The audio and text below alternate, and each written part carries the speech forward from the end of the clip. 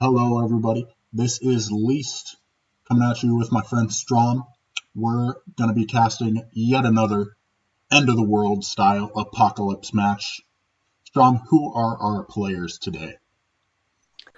All right, so today we are going to be casting this best of nine between Laser Snipe, whom I'm sure you all know from CPL as he is the lead admin, and Thrive or Ashdot Clone Pro.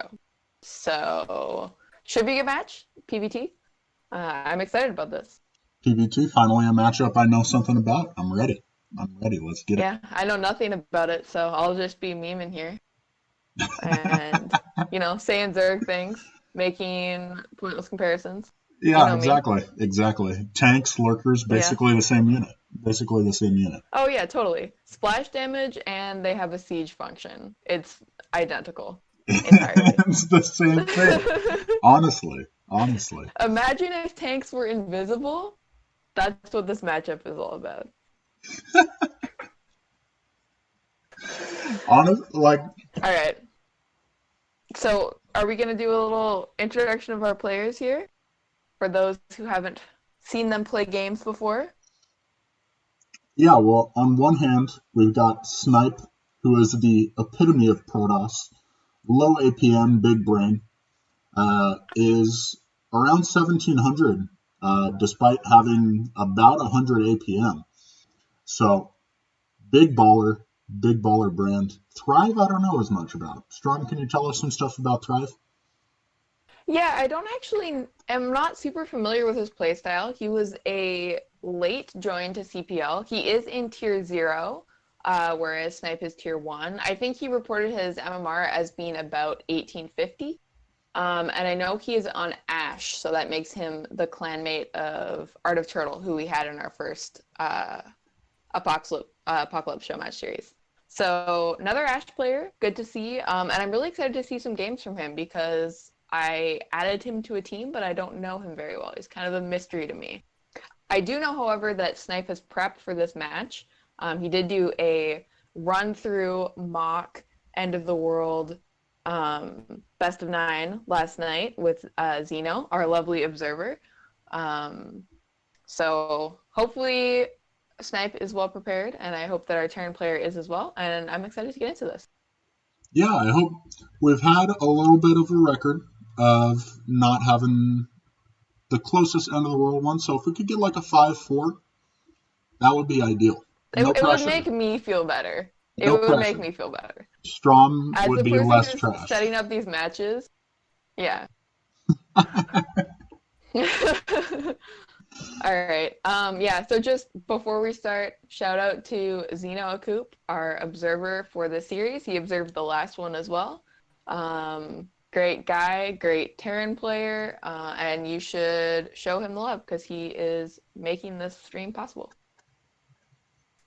And I think we're ready to jump into the games, right? It looks like it. So let's get right into it. We got both players ready. Let's go. First map is going to be Fighting Spirit, Good as old with all of fighting the other spirit. series. It's like a football field, they say. All right, so in the top right-hand corner of Fighting Spirit, we have Thrive, our blue Terran player, aka is Ash.Clone Pro. And in the bottom left, we have our green Protoss player, Laser Snipe, aka Head of Corruption at CPL. Yeah, Snipe is on NAS, by the way, guys.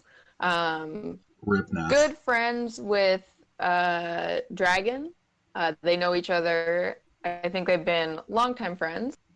And yeah, I think that a lot of Snipe's kind of style and coaching is kind of based on what he has learned and practiced with Dragon.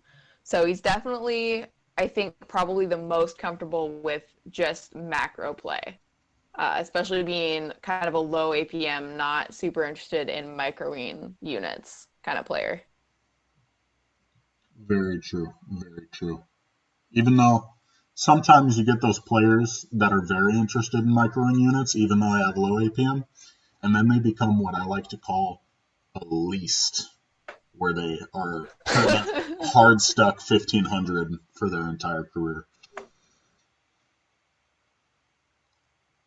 Hard stuck. So nothing really happening so far. I mean, we got Ash with the correct Sim City, so that Zealot or Marines can fit through Zealot's camp. Little micro hole for him in case Snipe decides to go Zealot first. To be honest, though, doubt we'll see it. Like you said, Snipe's just more of a late game kind of player. Hit his probes real well, macro, and just overwhelm you with the power of Protoss late game.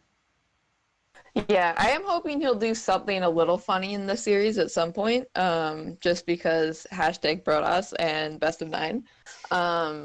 But I mean, we'll see. The gate so far is in the base and not in the middle of the map, so looks like they're just going to get a feel for each other's styles on this first game on Fighting Spirit. How are you? How is isolation treating you? You know, isolation. I'm starting to forget what it's like to have human contact strong. This is the only thing keeping me going. This is how we're surviving the apocalypse is casting these games. How are you? You know, I'm okay. I'm okay. It's kind of like the whole introverts unite time. So I'm not doing too bad. You know, Yeah. people don't want to talk to me, which I am into. You don't have to see people face to face. They're forced to text you. Uh, Discord is breaking because there's so many people online. Blizzard is breaking because there's so many people playing StarCraft. It's just like what a time to be alive, right? What a time to be alive. If only Blizzard was a competent company and then we would be able to play StarCraft. No problems. Snipe did go Zealot first. It looks like he scouted with the Zealot, so he's not going to probably get much damage done. Really, the idea with this is just um, make sure you don't have to send out a probe to scout. Keep as much of that econ as possible. Is that just kind of a personal preference thing, or Yeah, it's a personal preference thing because really, if you think about it, um, well, I'm going to show my bias here. It's a personal preference thing that I like to do on occasion because you're not going to scout much from Terran. They have Marines. They're going to be able to kill your probe rather easily. Um, and the only cheese they can really do, other than like BBS, if you're really scared of that, you can scout the middle, I suppose. Um, the only cheese they're really going to do is 2-fact. And against any competent Terran, you're just not going to scout a 2-fact with your probe. Like, get in the base and see that they have 2 factories down. So, for me, it's worth it. all right, For me, it's worth it. okay, that makes sense. Especially if you aren't rushing them in any way, because you don't actually need to know where they are right away, I guess. Exactly. If you're Um, going like 2-gate goon, then you definitely want a probe scout for sure. Uh, looks like looks like our man Thrive here is going for an FD push. Not nearly as scary at these higher levels, but is going to be a little bit testing of Snipe's APM. You've got to be able to multitask a little bit to defend well against it while still macroing at home. okay, that makes sense. I was going to ask about the amount of Marines that he had made. Um, but I guess with an FD push, that makes sense. Do you usually bring a Vulture with an FD push? Or is it just the tank and the Marines? You start out with six Marines and a tank, and then you rally vultures across. Uh, Okay, I see. the big advantage of the And FD do you get push, mines with that? yeah, you get mines with it instead of siege because Okay. the longer that you or the farther away you push them from your base, the farther you can put mines down, so you get more map control in a sense, which is always nice. Right, that makes sense. Um, Looks Snipe, like he's going to hold it off, no problem, though. yeah, it's not going to be a big issue. After losing those 3 Marines, he had 7 Marines, I believe, to start with, and losing 3 of them before you even get to the base, you kind of just want to turn around. All right, that makes sense. I did see, though, that while that whole thing was going on, the SCV got into the main base of Protoss and kind of scouted what was up. 3 gates, observatory, cybercore. So I guess that kind of just means to Terran that he's playing it safe, right? Protoss is just playing it safe, just Yep, nothing too not doing much to be anything. scared of. Yeah, nothing Uh, weird. Definitely doesn't have to put down an engineering bay. He had already gone for the academy, which I think is totally a good play in any situation. You want those scans out as fast as possible to try and keep tabs on the Protoss. But NG Bay I is mean, if really you one have of those map things. hacks. If you have map hacks, or if you're stream cheating like Snipe is, then why? Who even cares? True. But yeah, if you have map Right. hacks, why not use them, man?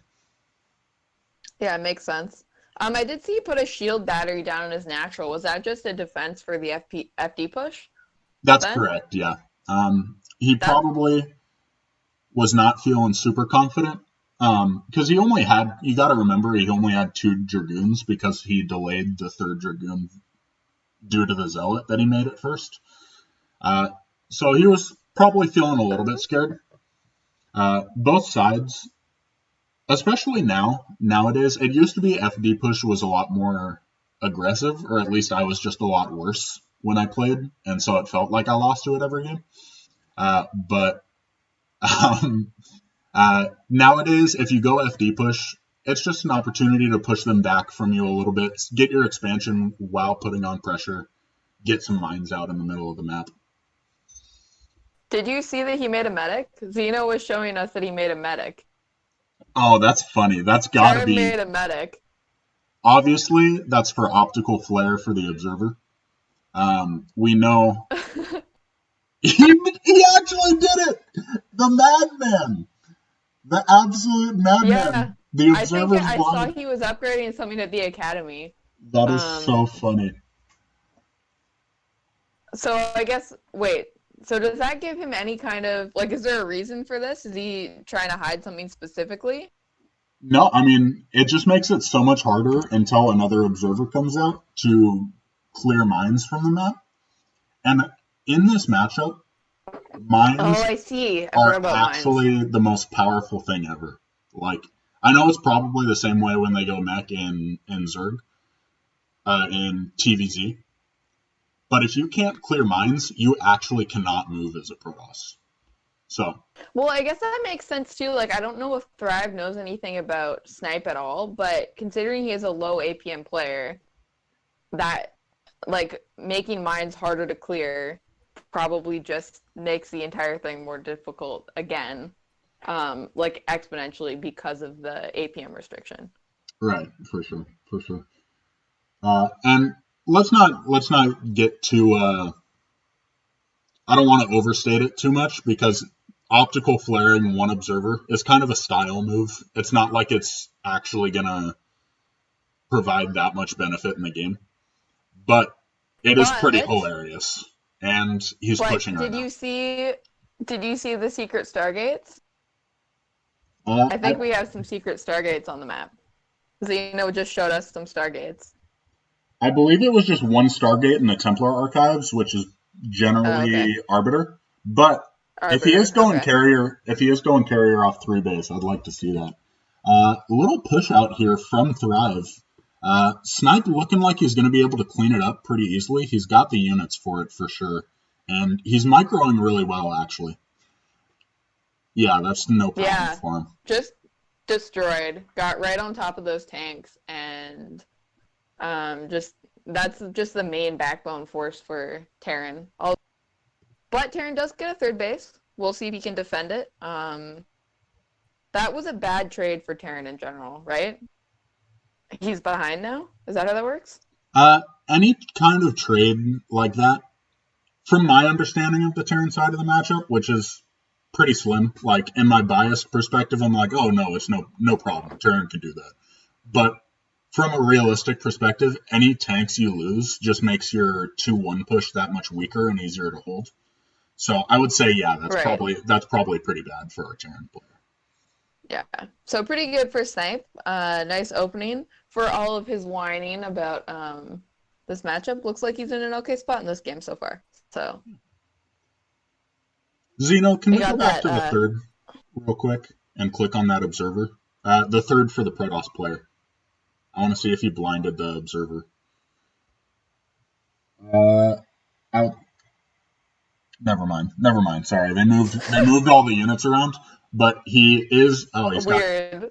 Usually players don't do that.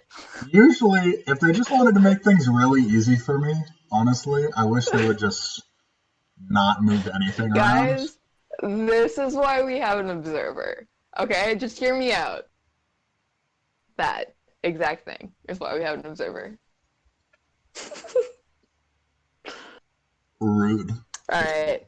We do see the factory count going up to 7. And Taryn took a third base, so I guess you were saying he's going to aim for like a 2-1 push? Yeah, that's pretty much the standard for any Terran player. If you're trying to win, it's either 3 base 2-1.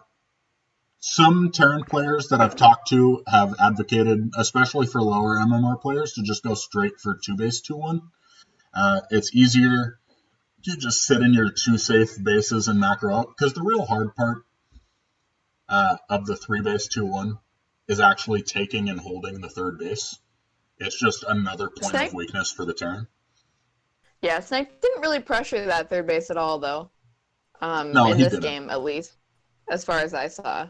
But I guess he got his own third setup quite quickly. Looks like he's going to go for a fourth base now. So we're just kind of seeing a big macro map, big macro game Big between these two macro players. game. Of course. Big macro game, but well, a macro setup at any rate so far. Just first game, best of 9, just kind of feeling each other out, testing play styles. We're gonna see how the first kind of interactions go once Terran is ready to move out on the map. Just have some vultures kind of moving around, but I haven't seen them get any damage so far, so just laying some mines. And it's funny, you can see the effects in the supply from, let's say, the less than modern opening, and also the attack on the third that didn't pan out. A lot of, like, some really good Terran players, like, let's say if it was Flash, he would be maxed out right now, and Clone is at 150, which partly is due to the fact that Thrive is not Flash. Don't get me wrong here. But also part of it is he had a failed attack. He got a slower expansion because of the FD push. Bunker expand is a much faster expansion than FD push. So now instead it's 14 minutes, and every minute you let Protoss just expand, they just get stronger and stronger. You really have to hit a crisp timing to kill Protoss. Is the game over? Not at all. But it's just making it harder and harder. So for the 2-1 push from Terran, you just said something about it's going to make it harder to kill Protoss. Is the goal of the 2-1 push to kill Snipe? Like, what makes the push a success and a fail? What are kind of the conditions on that as he moves out right now? Well, the scary thing about 2-1 push is that's when their army pretty much becomes, like, super powerful. For most of the game, Protoss can engage Terran pretty well. But once they hit 2-1, it's almost like TVT, where it's like, okay, I just don't want to fight them as much anymore. So you don't have to Mm-hmm. kill them outright, because in all likelihood they'll have 5 bases or so. They'll have a lot of um, bank so that they can double wave you and stuff like that. But the 2-1 push is kind of the chance for you to swing the game back in your direction. You need to kill a base or two. You need to expand to the Okay. fourth without being pressured, because they need to use all their troops to defend at home. Um, Are you trying to take, like, as Terran, trying to take a fourth base behind this? Is that the plan? Yeah, that's the plan. You want to be expanding behind your Okay. 2-1 push, as well as it looks like he might go for like a split map scenario, because he's All taking it right. relatively early. It seems like, but that might just be personal preference. Again, as far as the Terran side of the matchup, I just know what pisses me off the most is Protoss, which, to be fair, is pretty much exactly this. If you just expand a lot as Terran, I don't know how to deal with it personally. Snipe looking like he's Right. going for a counterattack, though. Just going to ignore the troops set up on the right side of the map, going straight for where Thrive has set up his fourth. And Thrive Yeah, is we going to be did left see rushing. I'm sorry. Yeah, we did see one of the science vessels miss an EMP already on the Arbiter. Zeno showed us that a minute ago. So I guess we're missing energy on one of the vessels. But he does have two, so we'll see if he manages to hit an EMP on an Arbiter as this push kind of comes around and defends the upwards motion from Protoss. We do see Snipe taking both top left and bottom right. Is that kind of like a preventative measure because he expects Thrive to kill one of the bases?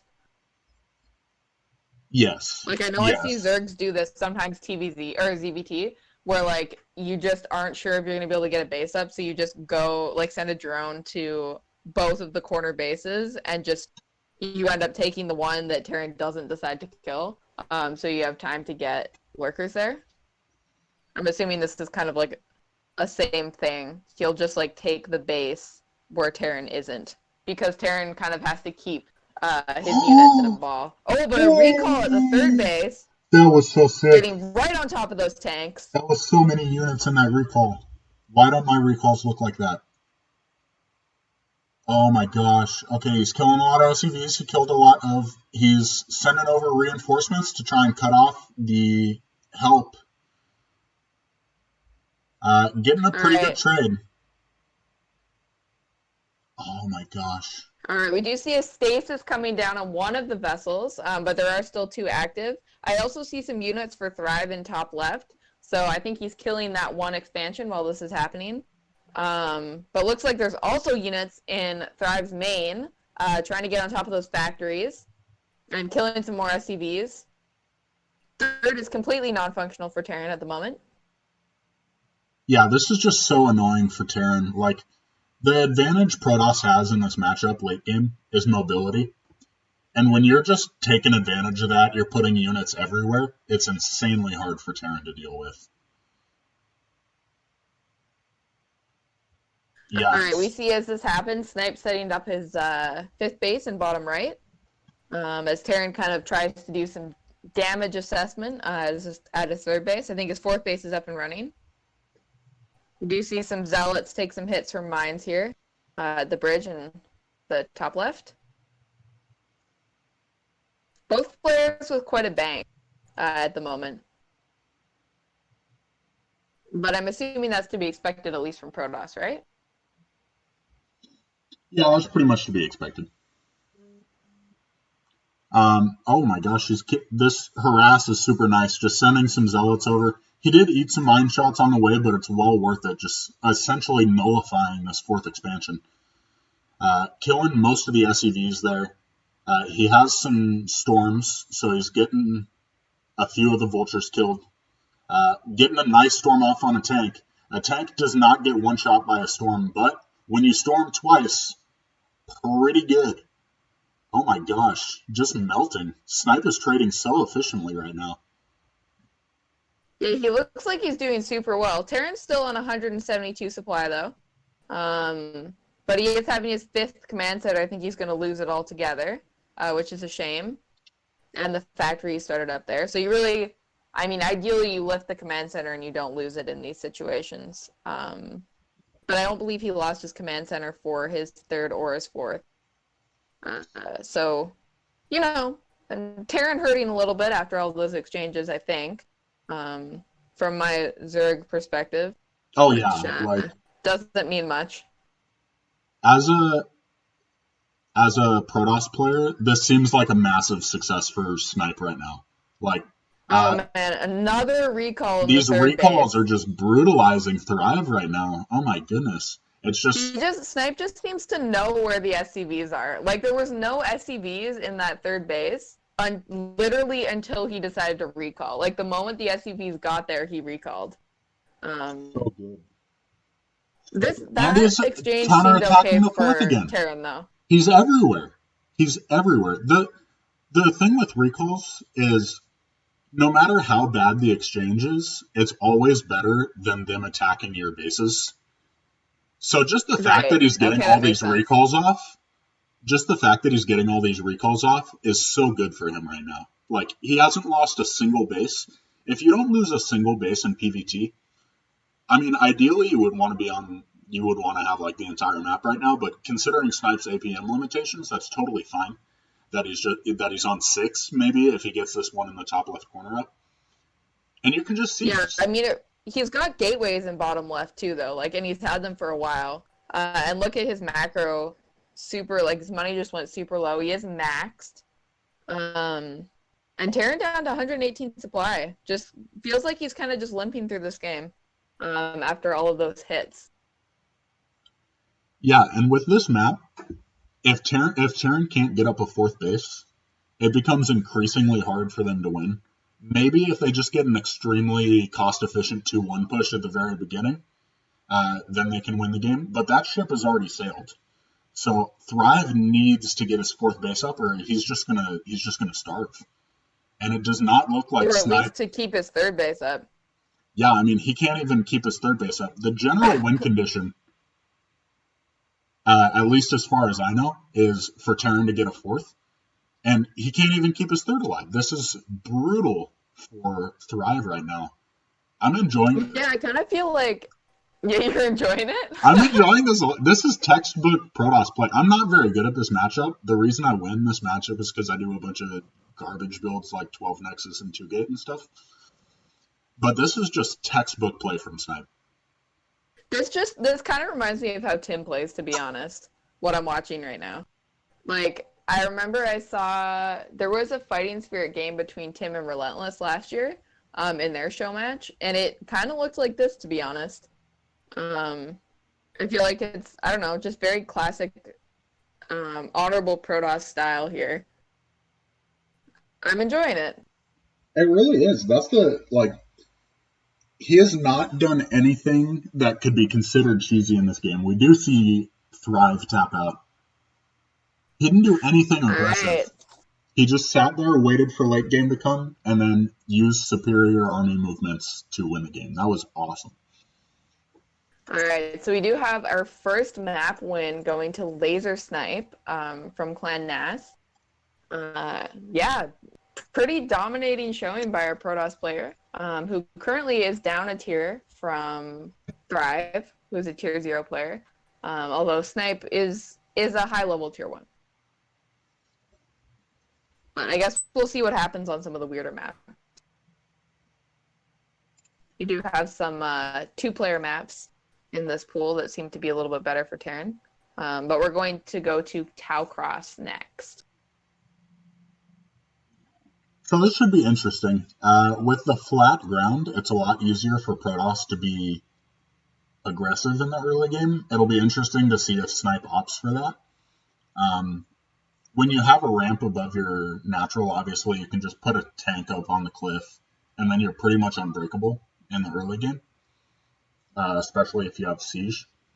But with no cliff, with no ramp, something like 9 gate with a zealot into 2 gate with dragoons, according to Artos, is just super hard to stop. So we'll see what Snipe has in store for this game. All right, it looks like we're going to jump right into our second game here. Everyone's ready in our game. So game 2 is going to be on Tau Cross.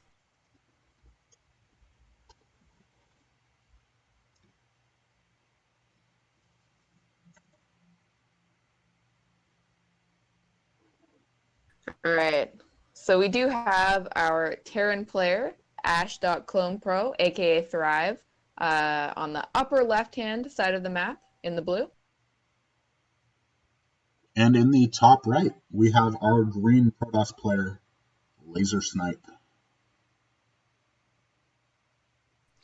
All right, so you were saying this is kind of the exceptional map in that it doesn't have a terrain change between the main and the natural, even though there's a choke, right? Right, and in this matchup, if you're gonna there's a lot of opportunities to abuse Terran based on the map because Terran armies, especially mech, depend on the terrain so much. If you get a good engage with even a 2-1 Terran, you'll trade pretty efficiently.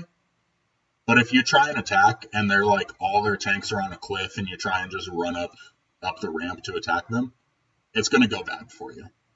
So since this doesn't have some of the notable terrain features like a high ground main, it's going to be a little bit tougher for our boy Thrive to succeed. And we do see Snipe going for a pylon outside of the main. Looks like he's going for a forward gate.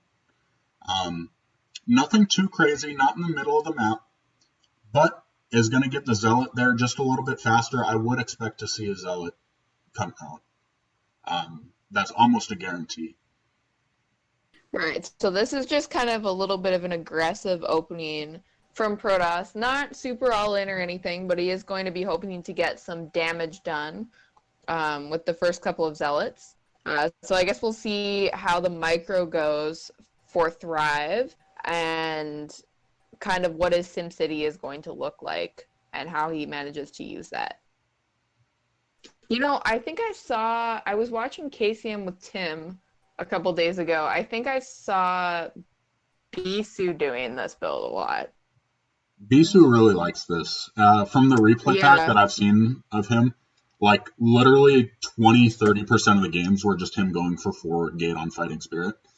And Fighting Spirit is, funnily enough, there's even more of an opportunity because you can put the pylon in a certain place on the high ground, and then you can still fit the gateway on the low ground. But it doesn't matter. Oh, right. I think I've seen that before. Yeah, it doesn't matter too This much. is still... Yeah, I think with the game that I'm thinking of, he did it on Sylphid. So same everything low ground. But yeah, just definitely very interesting opening. It's kind of like, I mean, forward gate against Zerg and forward gate against Terran, I feel like are both very Bisu-ish builds because they're so heavy on multitask. So it makes me wonder about Snipe, like why he chose this build, considering he tends to like rather play a macro game and not focus on the micro so much. But we do see Zeno pointed out that there's a pylon at 12 o'clock. So maybe he's doing some kind of rush on this map. Yeah, Proxy, something. we just had Snipe play the most standard of standard games, and now he's pulling out all the dirty tricks as Protoss. This is pretty funny. This is pretty funny. He's just completely switching gears here. The Zealots not looking like they're going to do too much damage. Actually, superb SimCity and Micro from Thrive.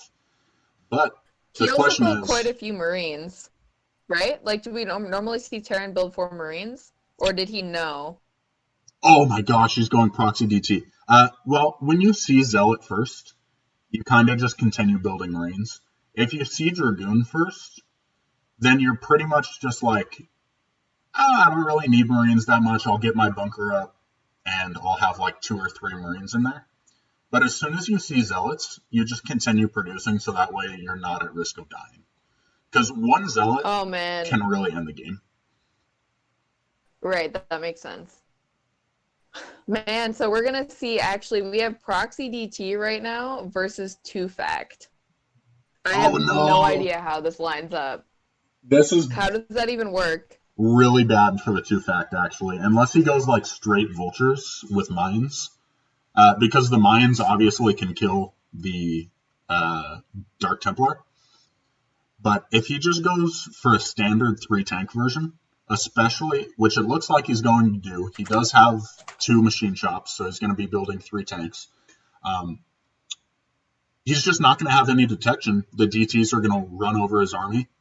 And I would, honestly, if he builds 3 tanks and sees 1 DT and doesn't have any vultures with mines out, I would just expect to see an instant GG. It all depends on how fast the DT gets to Thrive's base, though. All right, that makes sense. What a crazy kind of alignment, though, with the 2Fact versus the Proxy DT. Both players just saying, nope, I don't want to play a standard game on this map. I don't know what's so bad about Tau Cross.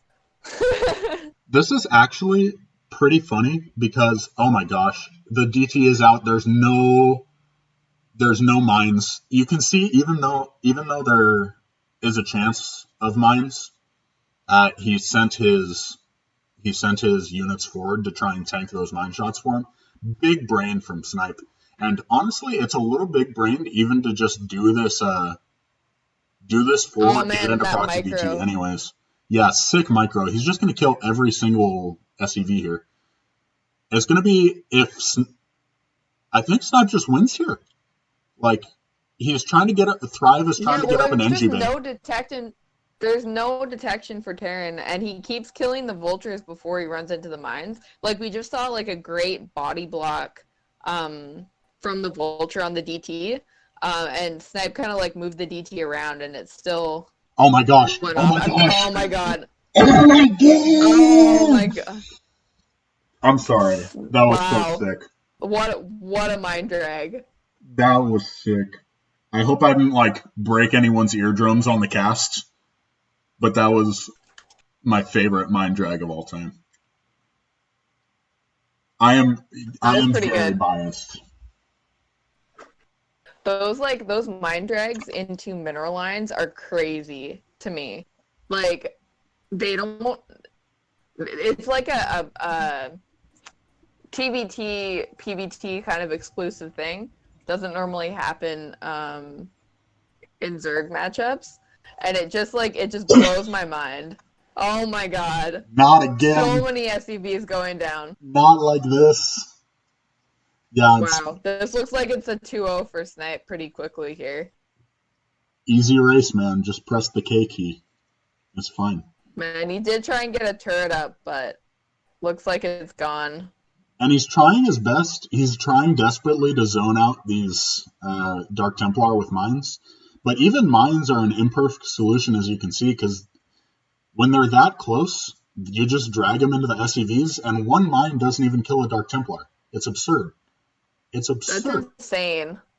I'm starting to understand why GTs make fathers so angry. Yeah, Like, no. this is ridiculous. Oh, GG.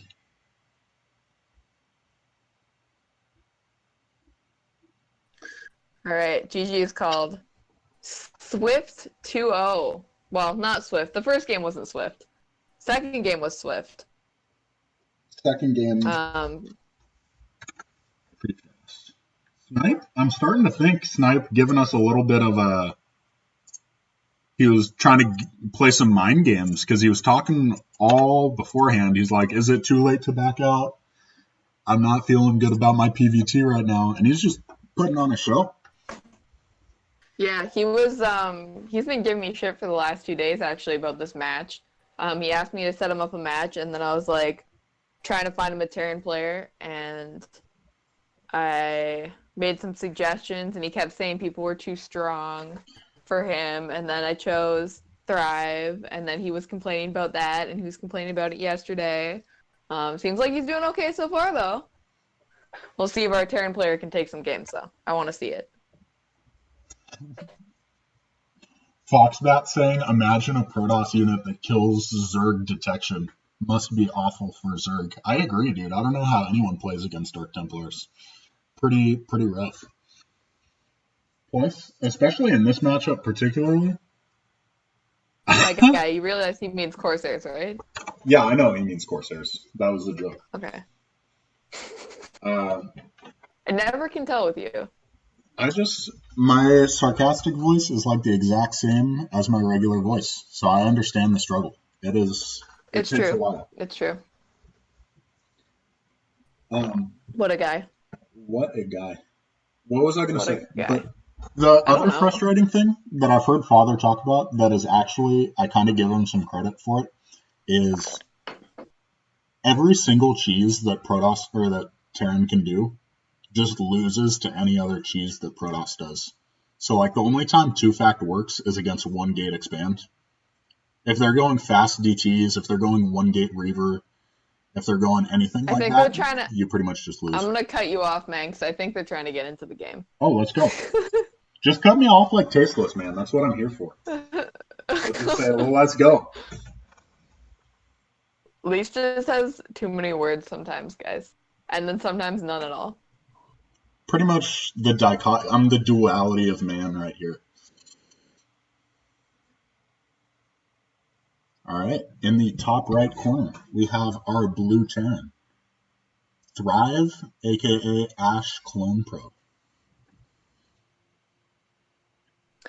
And in the bottom left-hand corner, we have the head admin of CPL, our Protoss player, Laser Snipe from Clan NAS. Rip Nas. Why do you keep saying that? Like, is there a story behind this that I don't know? Yeah, Dragon said Nas Clan is done. They don't have enough, or at Oh, least really? they're not doing Brood War or Clan Wars anymore.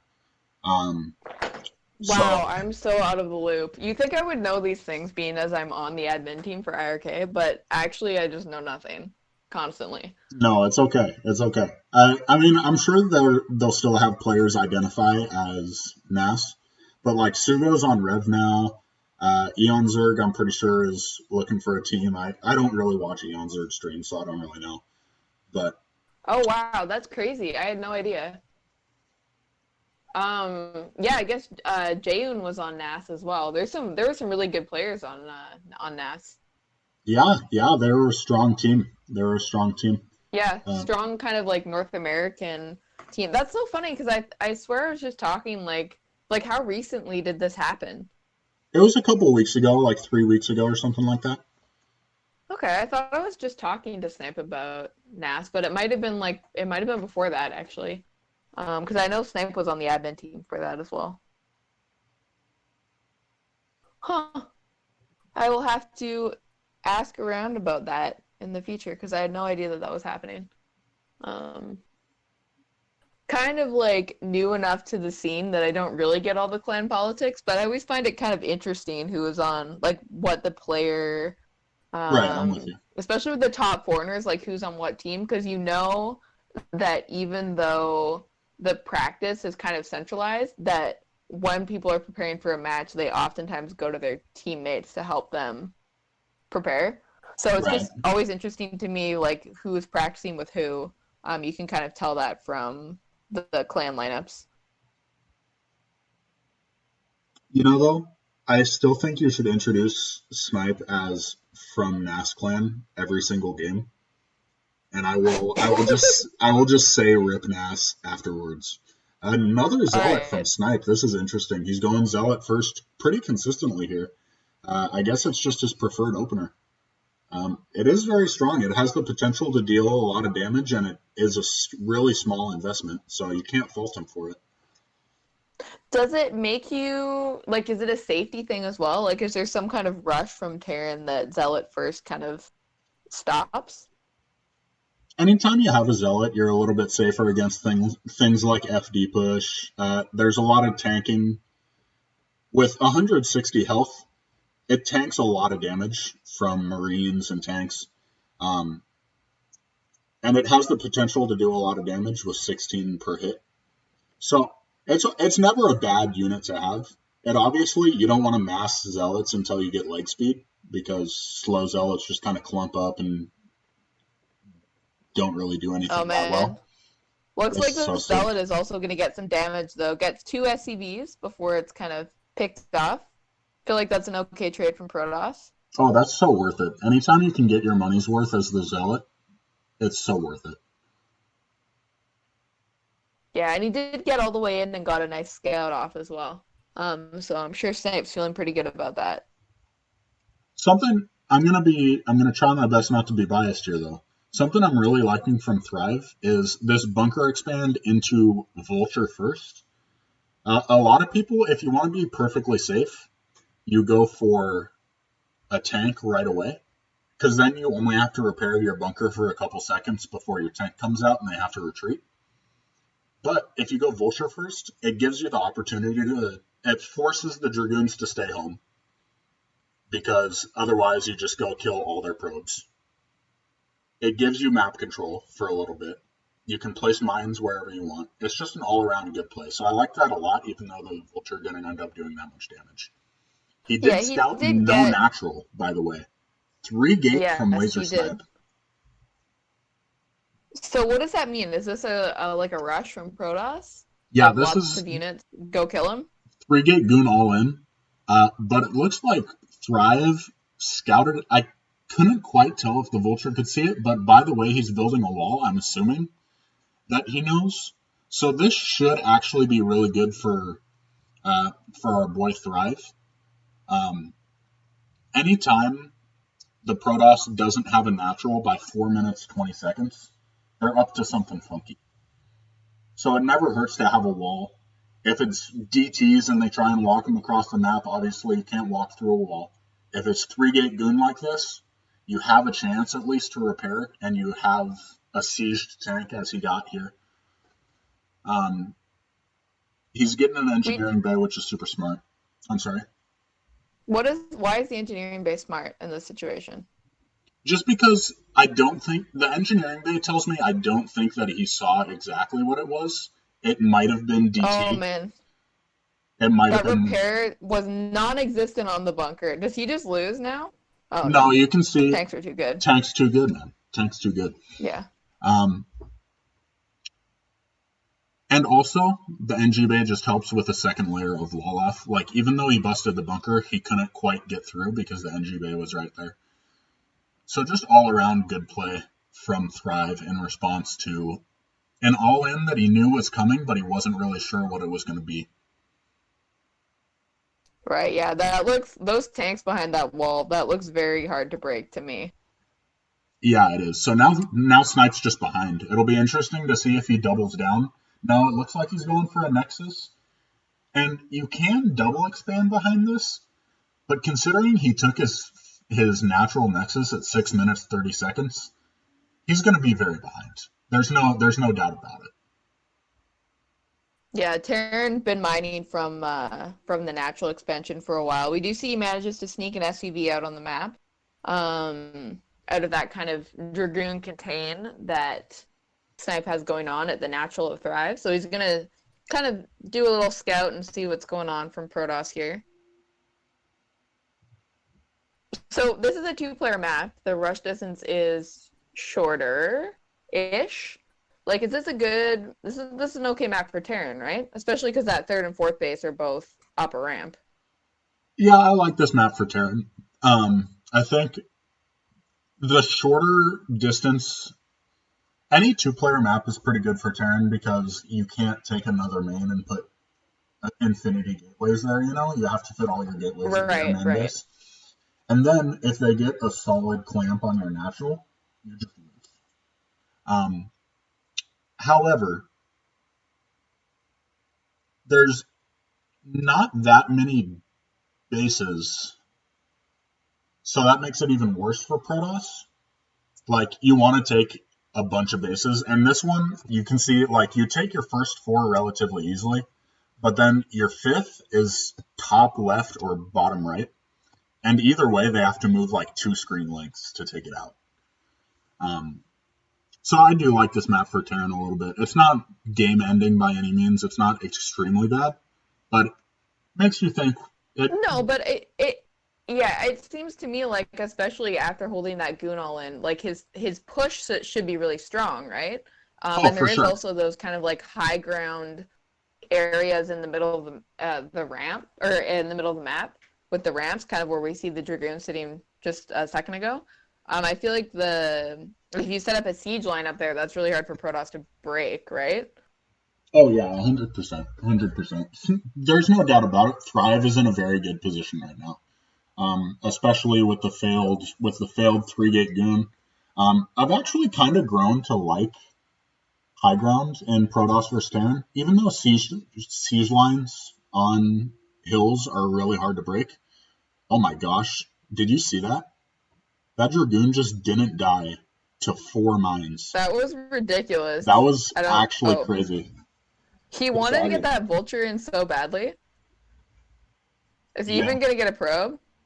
I don't think he's Did even he going to get get a a probe. probe? No, 0 kills on that. Oh, he got one. He Oh, he got got one one? probe right at the Okay, end. okay, okay. Yeah, that's so funny.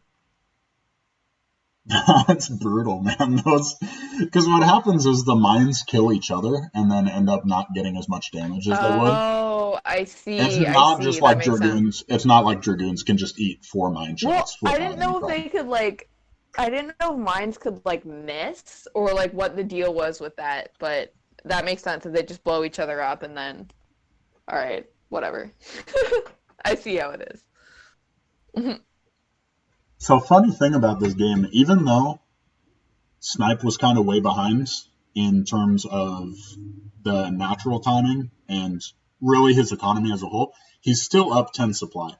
So he's not in a spot where he's worried about dying, really. All He's got a right. big enough army to kill him, or to kill any push that Terran comes out with. All right, that seems good. We do see Terran taking a third base here and adding some more factories, so I'm expecting Terran supply is probably going to jump up pretty quick once the production kind of kicks in for those next couple of factories. He's also supply blocked right now. I see that just corrected. Yeah, And he's yeah, it's supply probably blocked going to for a be a little bit. 2-1 push again, right? Yeah, I think especially on this map, the third base with only one ramp, and it's almost fighting spirit esque, where there's really one realistic ramp that the Protoss can attack, and so it makes taking three bases very easy. Whenever you have something like that, it's pretty good for turn. Even better though is unlike fighting spirit, it's not as hard to take initially. Like it with just one ramp, it's less likely that you're gonna see the Protoss try to deny the third base because if they get 12 Dragoons trapped up there, there's no other way around. There's no other way where Right, they can right, retreat to. right. That makes sense. I'm interested to see. Can we get the bottom, the corner of the main for Snipe? I think I see. Oh no, just arbiters. I think this is a good carrier map with the ridges and with all the interesting terrain. But Snipe electing to just go for some standard play, going for some arbiters. Yeah, Snipe not really a carrier guy, I think.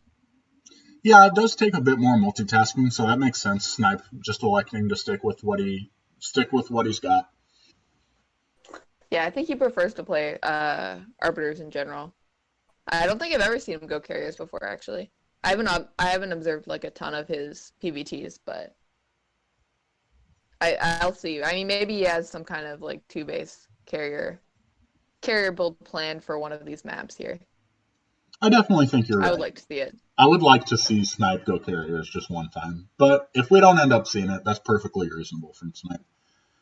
Yeah, the supplies, as you noted earlier, they are starting to even out. Snipe was up like 20, 25 supply at one point, and now Thrive has got it down to 10, 15 at different points.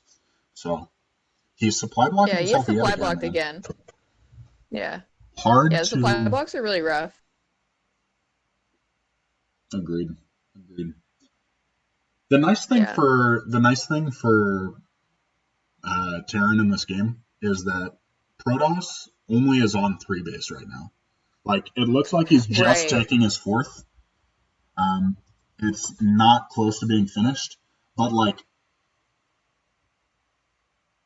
Thrive is going to be pushing very shortly here.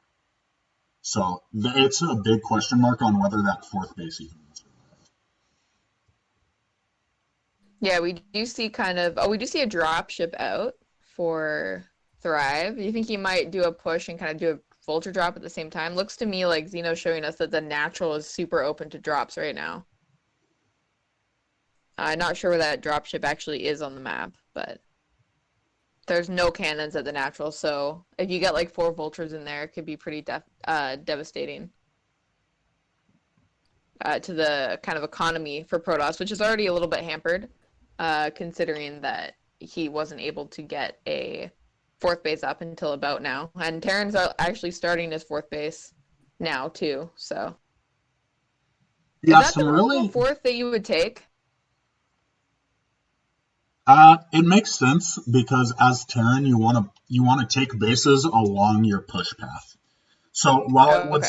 while it would seem like you would want to take that base at the 12 o'clock position, um, that leaves you open to counterattacks more. Whereas this way, Okay, that makes sense. you would have to go all the way around the circle to counterattack that base. All right, we are seeing now that our boy Clone Pro is up in supply with this push. got about 10 supply on our Protoss player. So I guess we'll kind of see how this stasis lands. Not a what do you think about the 2 tank stasis? I mean, realistically, it was probably as good as he was going to get with how well spread this army is, but it's definitely not great. It's not what you're hoping for, especially after a failed 3-gate goon. He's going to lose this base for sure. He's going to counterattack, see if he can make some magic happen. But this game is looking Looks like very there's good for mines. Thrive. Yeah, mine's pretty good. Yeah. Super excited to see this, by the way. I'd love to see a win for Terran. I've been getting some shit because I haven't been. Our last matches were not as close as they could be. So, especially I think because even though the way the scores went down, it was like I felt like somebody was dominating in the first like 5 or so games, which made which made it feel like the whole series was like that, you know? Right, exactly. Like if we have a even if we have a Oh six my three for God. this one, mines and tanks. Yeah.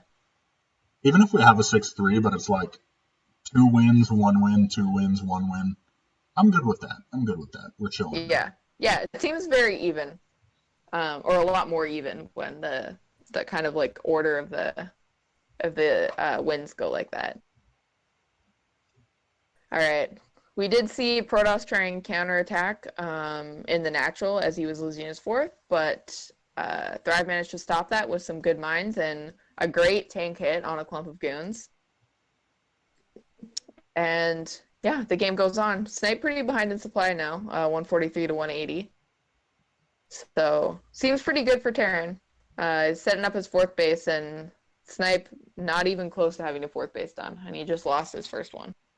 Yeah, this is where the story really plays out. Is despite the fact that he was able to stay ahead in supply for a decent amount of time, considering how the early game played out, he was never really able to secure that fourth base. By the time his fourth base was done, um, ooh, pretty nice stasis there, 3 tanks. By the time the fourth base was done, he was already getting Terran knocking down his door. Really good exchange here from Snipe, though. Managing to get ahead on Yeah, supply. Really taking advantage of those high grounds. yeah, that looks actually really quite good for Snipe. So maybe we're seeing kind of this game turn around a little bit. Um, Uh, or Thrive may be losing a little bit of his edge, although he is getting a fourth base set up still. yeah, we'll see if Snipe can counterattack here and kind of deny this fourth. It's definitely an opportunity for him to get back in the game. Part of that good exchange, I think, was the fact that Thrive's army is so spread out. You see, Terran's Death Ball not quite as scary when it's in 3 different places at once, which is part of why Right. keeping your army mobile and attacking multiple different places is so helpful as Protoss. Because just Oh what are my they going to goodness, do? he just lost so many goons to that mine. Yeah, this is when Not sure what mines the become really upgrades are either. powerful. Upgrades not No, they. quite as important for Protoss. Does look like he has some good one. Oh, only 1-0. That's surprising. Yeah, His 3-2 exchanges have for just been so Terran. good. This is not how you expect 1-0 Protoss versus 3-2 Terran to look. Back. But he's getting some good Yeah. exchanges. Yeah, it seems like he's doing okay. Um, Protoss now ahead in supply, which is good, but it looks like Thrive is going to be able to save his fourth base. I have noticed that he's been very good about, like, he's been trying to EMP, but he's been very good with his D matrix. Like, we do see he has a Vulture D matrix right now, but before in like the pushes, I see like 2 or 3 D matrix go off at the beginning, like right as the engage happened on the kind of the front tanks. Um, Usually you see like one from Terran. I feel like I don't know. I kind of like it. I like it a lot, actually. I think as a Protoss, every second that you're engaged counts. Um, and when a D matrix makes you take 5 extra seconds to kill a particular unit, That's 5 extra seconds that tanks are hitting all your dragoons. That's 5 seconds that vultures are hitting your zealots and doing full damage. By the way, vultures do full damage to small units such as zealots.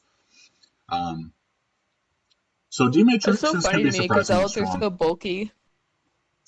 Yeah, it's pretty hilarious that they're considered small units, right? Mm-hmm. All right.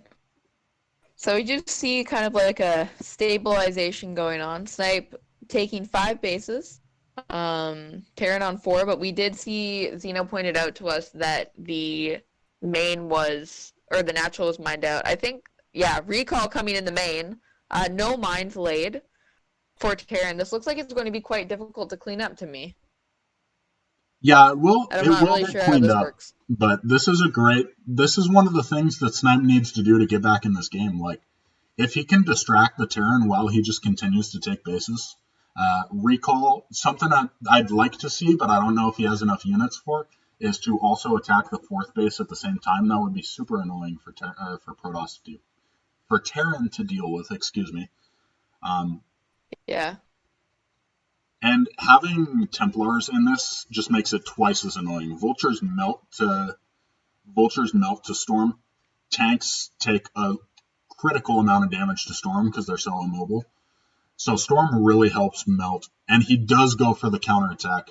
Oh man, clearly stream cheating and listening to what my commentary is, but that's all right.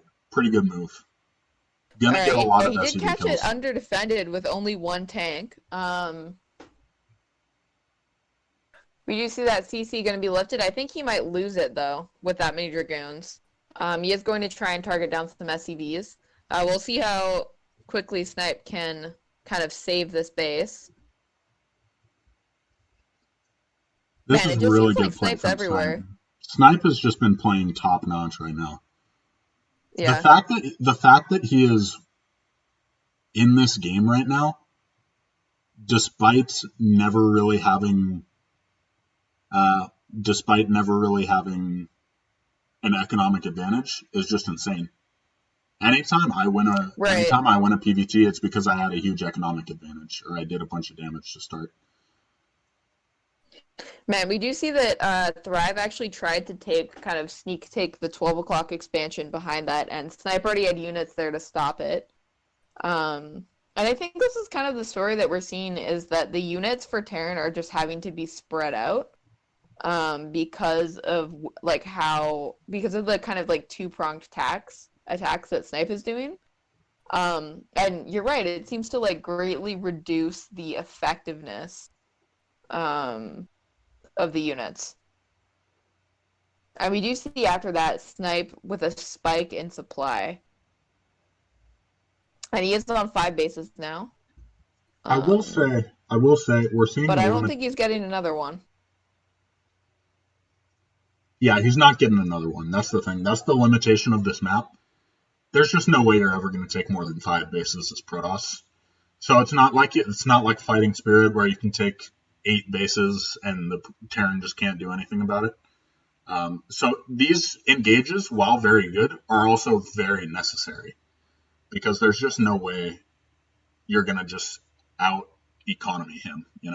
It's very likely he'll put that fourth base back down and have a 4 base economy versus your 5 base economy. Right, right. That makes sense. Oh man, looks like Terran's gonna get rolled here again. That looks like a lot of units for Protoss. Oh my gosh, Snipe almost doubling him up in supply now. This is crazy. Snipe, you're a god. What is happening? Wow. Really nice engage here from Snipe. And as he pulls up to, like you said, over double Thrive supply, it looks like Terran is really out of options in the game. Yeah, and we see the GG as Clone Pro is going to tap out. And we have kind of a 3-0 lead for Snipe at the moment. That's I think yeah. I don't even know what to say anymore. The superlatives for Snipe are just not enough. He's playing very well. Thrive obviously not having his best day either, but just the army movements from Snipe, Very strong. Yeah, for sure. I think we are going to go into a quick break now. Um, Kind of like an 8-minute break. We've we've decided to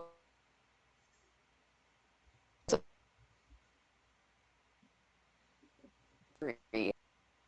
Right, yeah. So we'll be right back, folks. We got a nice little high production value break slide for you now. But we'll see you in just a little bit. Yeah, don't go away. We'll be right back.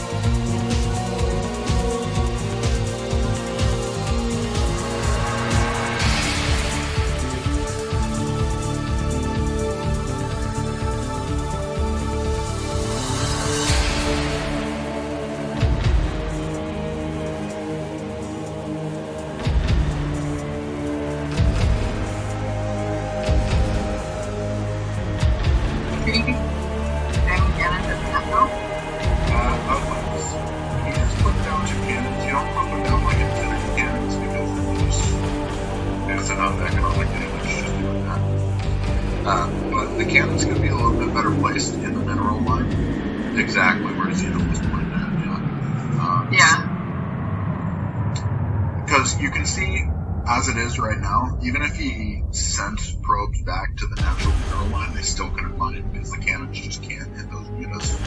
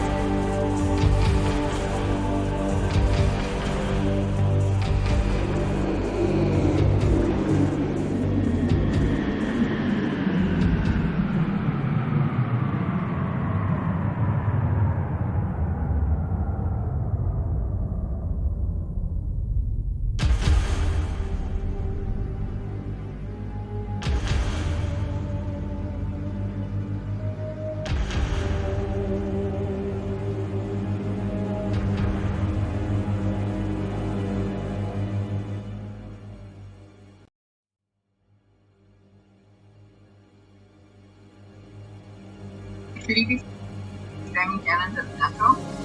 I would like to see you put down your cannons. You don't put them down like infinity cannons because then you just it's enough economic damage just doing that. But the cannons could be a little bit better placed in the mineral line. Exactly where Xeno was pointing at, yeah. Yeah. Because you can see, as it is right now, even if he sent probes back to the natural mineral line, they still can't find it because the cannons just can't hit those.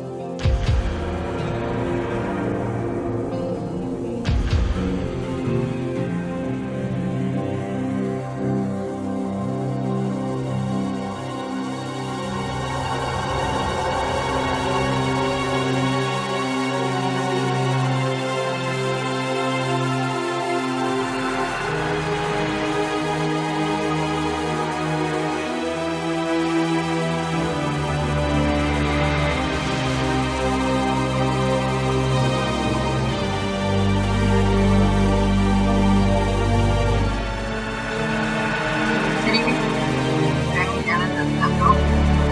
I would like to see you put down your cannons. You don't put them down like infinity cannons because then it's enough economic damage just doing that. But the cannons could be a little bit better placed in the mineral line. Exactly where Xeno was pointing at, yeah. Yeah. Because you can see, as it is right now, even if he sent probes back to the natural mineral line, they still can't find it because the cannons just can't hit those.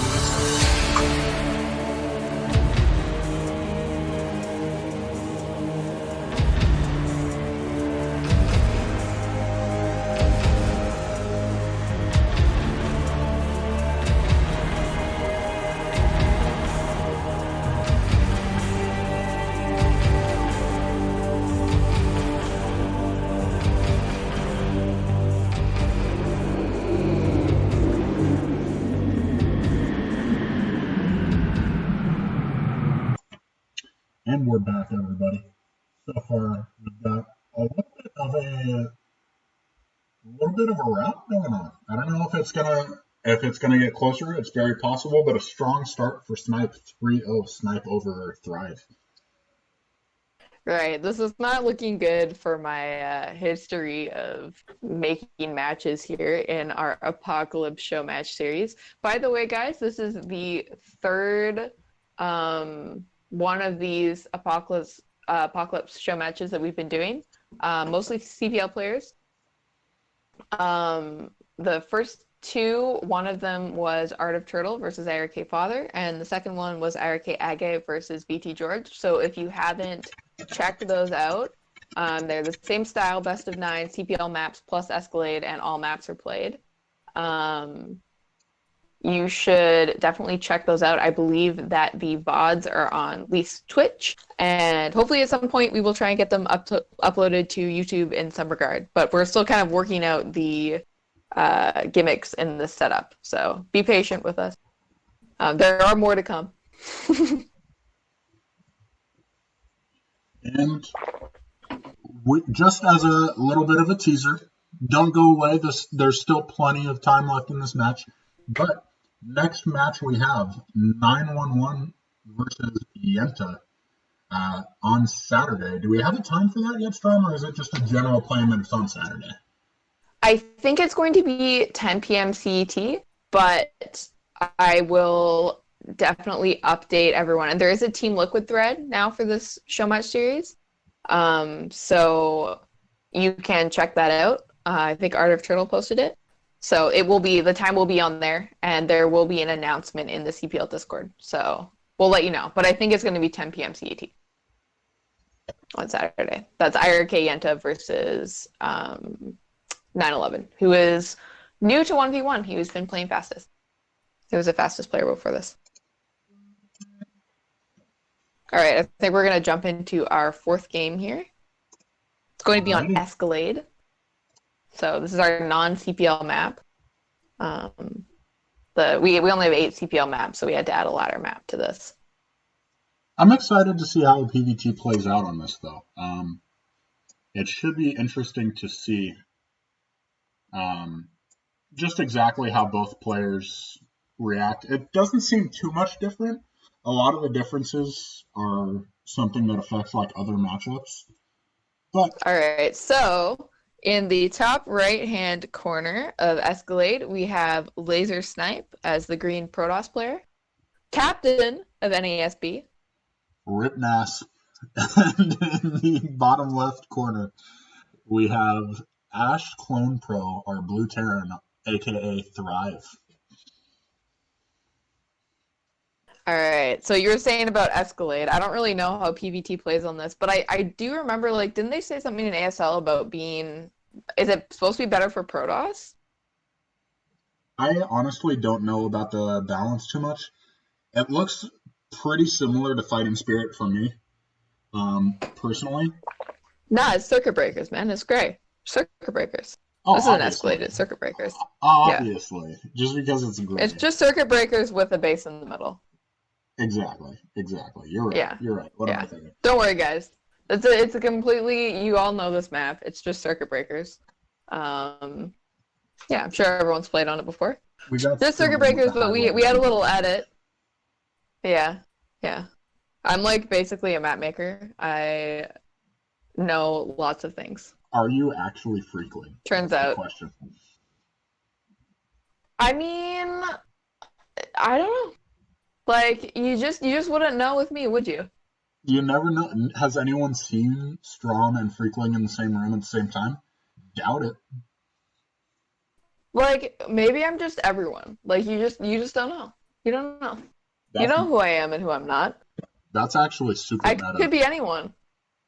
Literally, I could be your next door neighbor. Except for me at the same time. That's crazy. Exactly. Why do you think I only ever cast with Lee's? Because there's nobody else on the world. That's obvious.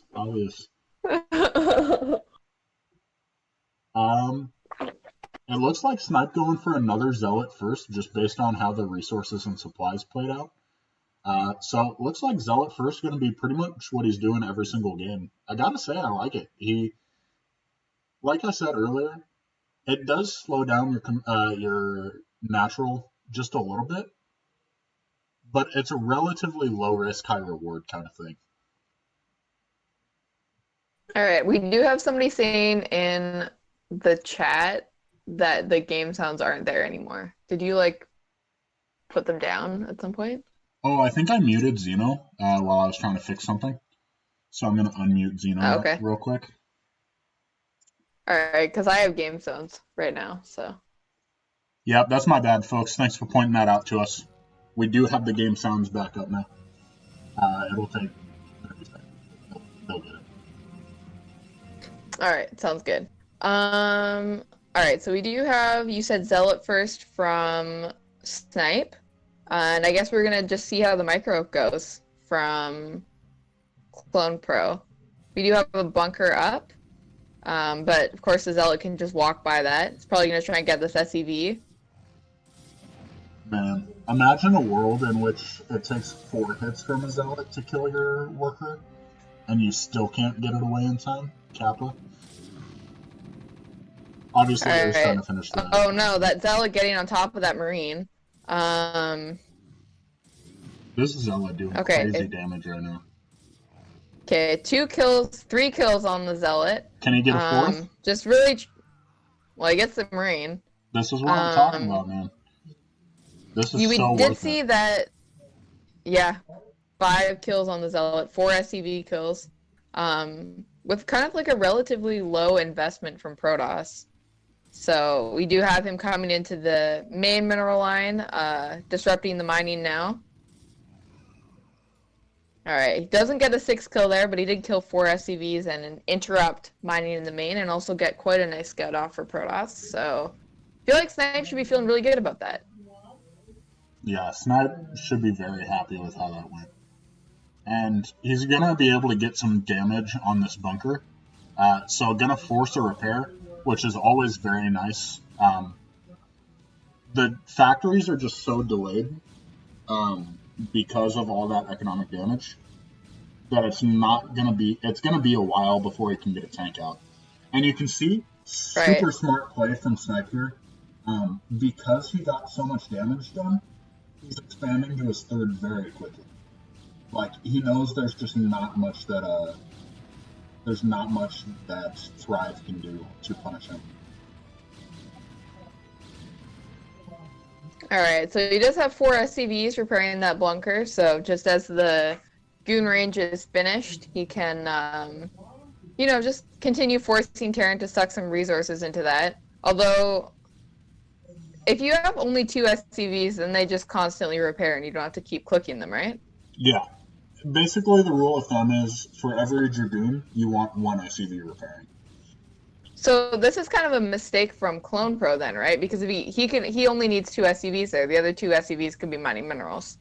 Yeah, it's a small mistake. But if you think about it from his perspective, he doesn't know that more Dragoons aren't coming. So I don't fault him that hard for keeping extra SCVs there, just in case. Just wants to make sure he doesn't die outright, especially after the 3-gate goon game last game. Right, and he doesn't have as good of a scout this time because he never got a vulture out. Exactly. But ironically, you do see Snipe doing the opposite. Instead of going for 3-gate goon into double expand, he took a double expand off of 1 gateway. So, gonna be a really good economic position for Snipe. Right, and Protoss just has Terran just has no idea what Protoss is doing. So those goons gonna be pushed back by this tank,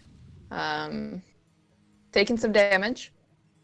Maybe a little bit of a mistake from Snipe, but he does have 3 bases up and running now, just behind about like 3 Dragoons, 2-3 Dragoons. He took 3 bases, like you're saying, off 1 gateway, and he's gonna have an observer out really quickly. We just saw that Zeno pointed out that the observatory is completed. So Snipe looking good in game 4. Yeah, Snipe looking real good.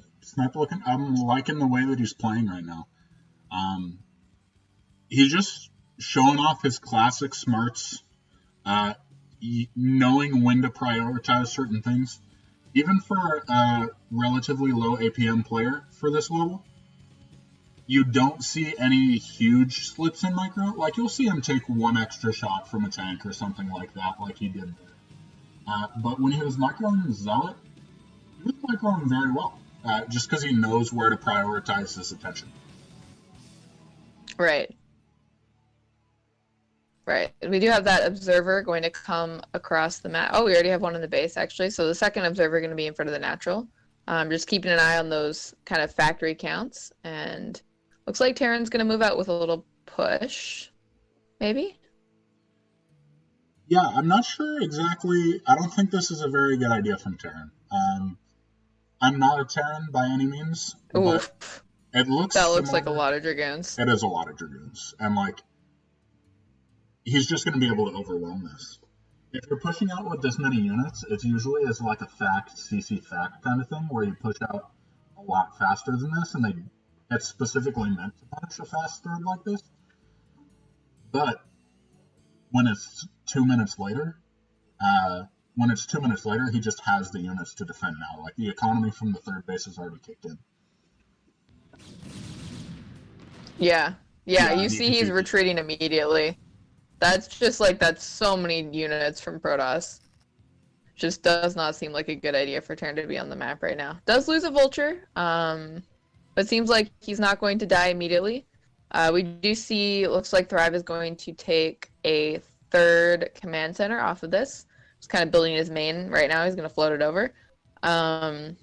So no, like, 2 base all-in 5 fact, 7 fact coming out of our Terran player here yet in this series. Yeah, pretty much just sticking to what he... Okay, yeah, I thought that was two Stargates for a second. Man, we really want some carriers in this series.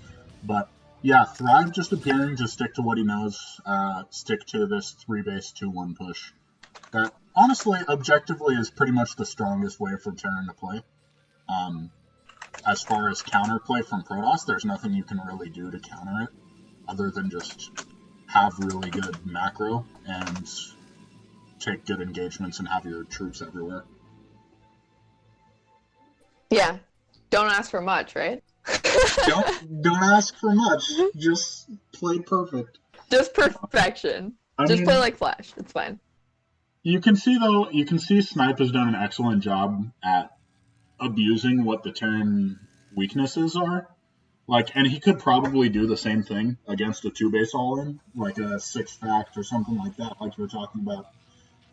Is just attacking where the Terran isn't and making them make tough decisions. Like, base trades are almost never good for Terran in this matchup because they're so immobile and they have fewer bases. So if you threaten a counterattack, they just have to come back. It's just the way of life for Terran. Right, so we do see the 8th factory coming down in the main base. Oh, and 9th factory. Looks like we've got an attack coming down at the 3rd base. And no units there to defend. Will he be able to just take this command center out? I don't know. It looks like it to me. He's on repair. But there's so many units. Right, I forgot. Right, we do see some tanks kind of coming around. Snipe rallying more units across the map. He does have quite a commanding, like, 50 supply lead right now on Terran, so he might just be able to kill him. Thrive seems to be bleeding some units here. Although, you know, tanks behind walls pretty strong. Man, he doesn't have any tanks behind the wall. Snipe got him so far out of position that he could just go kill him right now if he's aware. Right, I guess this is what we were saying about the kind of this map being a little bit better for Protoss. Like, that 3rd base is on the low ground. It's good. Is Thrive going to have to pull SCVs here? Makes it very hard to hold when the Dragoons can come down off of the high ground onto the low ground and attack like that. Man, I think he's going to lose the command center too. I'm giving Snipe so much crap after this series is over. This guy. He's like, dude, I don't know, man. I want to back out. I can't do it. And then he's just demolished it. This is absurd. Taking out the 3rd base. And this is pretty much game for Terran. Like, that's just... Guys, I really need help making these... Yeah. Yeah, I mean, he lost his 3rd base, and he also lost the command center, right? Like, it's not like he can, like, go back and re-land it. He's, like, way down on supply. Snipes on 4 bases. We see Thrive just kind of send off a couple of scans, just looking for other bases that Protoss might have on the map. Um, yeah, 60 supply down. It's not where you want to be as Terran. Not at all. And 4 base to 2, never a good situation. You would like to Yeah, see not really in any matchup. You'd like to see Snipe just going for the kill here, but I mean it's Terran, so there's always the chance that you just throw away a 70 supply army for very little in return. Can't really fault him for not wanting to take that chance. Once he gets a few more zealots Yeah. in here, I could see him trying to go for a bust, but not with just pure dragoon like he has at the front. Yeah, I guess tanks kind of behind terrain just demolish that. Yeah, for sure. All right, we do see that Terran has kind of 2 armories on the way right now, and they're both spinning, so gonna get some upgrades. At this point, do you just try and do a really like a 2-base push as Terran? Like, do you just kind of change your plan and try and do that? Honestly, Like, how do you come back? I know you said he's dead, but like, if he were to come back, how would he come back? what I would do if I was a Terran player is retake your third base as fast as you can, and then turtle until 3-3 and hope that the Protoss is not good against 3-3 Terran, which I can't even say that's going to work in this game because Snipe has proven he's had some good macro games where he's some good macro games TM where he is just Big handled macro map, big macro game. I mean, he's just handled big, scary Terran armies. Right. So I don't want to get too ahead of myself. There's still game left to be played. But Snipe does not seem like he's going to be denied, at least this one.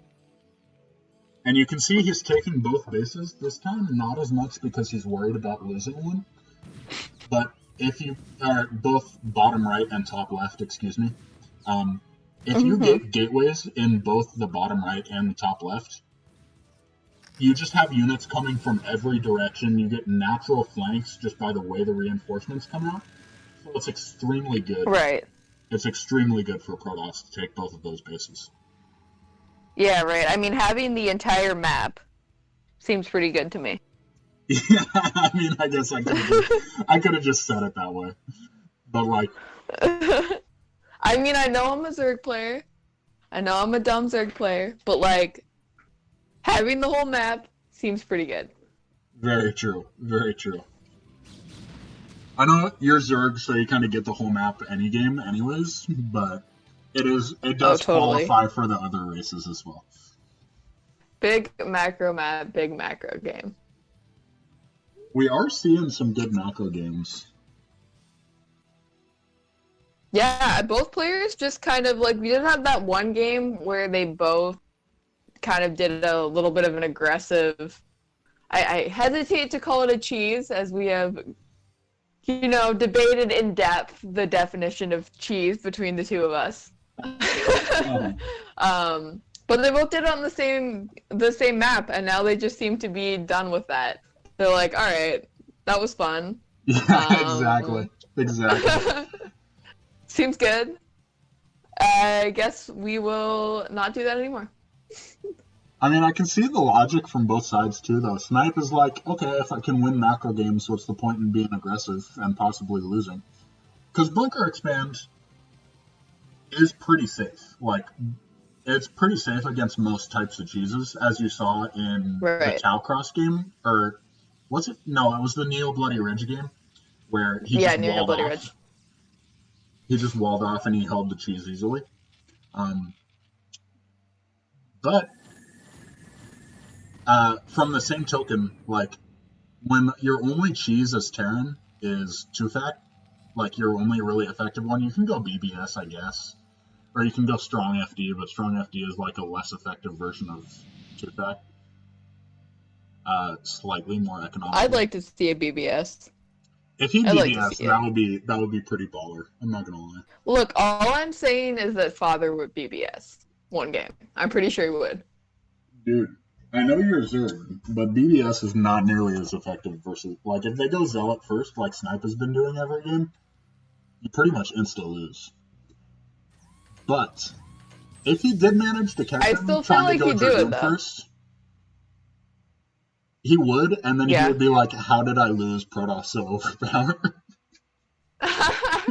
He's like, "What is All this right. matchup?" All right, we got a recall coming in. It looks like gonna kill. This is just Oh brutal. my god, that's a huge recall. Huge This, recall. the Zealots killing so Right many on the middle SCVs. line too. Literally does not even have a chance to pull SCVs because they're all already dead. Snipe with his freaking 80 APM is just sending units everywhere. It doesn't matter, man. And the insta remax. Look at it. He's not even dropping supply. This is late game Protoss, folks. Oh my gosh. Snipe just playing so well. Like this Yeah. is Looking really strong. For all of the complaints about his PVT. I mean, We luckily did see for Thrive had 2 command centers I was just at gonna his third say, base. luckily for Yeah. Thrive, he still has one command center alive because he had 2 of them right there. But Yeah. See, this is the real takeaway from this match, folks. Just build 2 command centers, and then if they recall and kill one, you still have 1 left. Big brain strats. it's the macro CC. What are you gonna do to stop it? You can't, Yeah. man. Macro. I would. Big macro map. Big macro game. Oh my god. Oh my god. Alright, I did see we had a question in the chat. Who is our observer? Our observer is Zeno Akup. He is a tier 2 Terran player on Operation Indecision, CPL team. And yeah, he did observe the last show match. Warp Gates was our observer from the first one. So we very much appreciate his contribution to this. I think he's doing a great job. So this spot right here for Terran really kind of illustrates what I was talking about, though, with why it's important to have the corner bases. If he had just taken like this 11 o'clock instead of the main base, he wouldn't have had those gateways down, and half of his production would just be cut off by this big Terran push. Whereas Right. now, he doesn't even have to make units from the main if he didn't want to. He could just make units from those other 2, still be almost remaxed, even though he lost a fight, as you see in the supplies right now, and get a good flank in the process. So it's super good. Super good to just have multiple sources of gateways. Alright, well this was a nice little push from Terran, but I think Snipe's going to clean this up pretty easily with his rally of Zealots. But valiant effort from our Terran player here, with kind of a difficult start to this game, losing kind of, I think he lost 5 SCVs to that first Zealot. Oh, look at that stasis, man. That's a nice. And again, Snipe doubling up in supply. Snipe just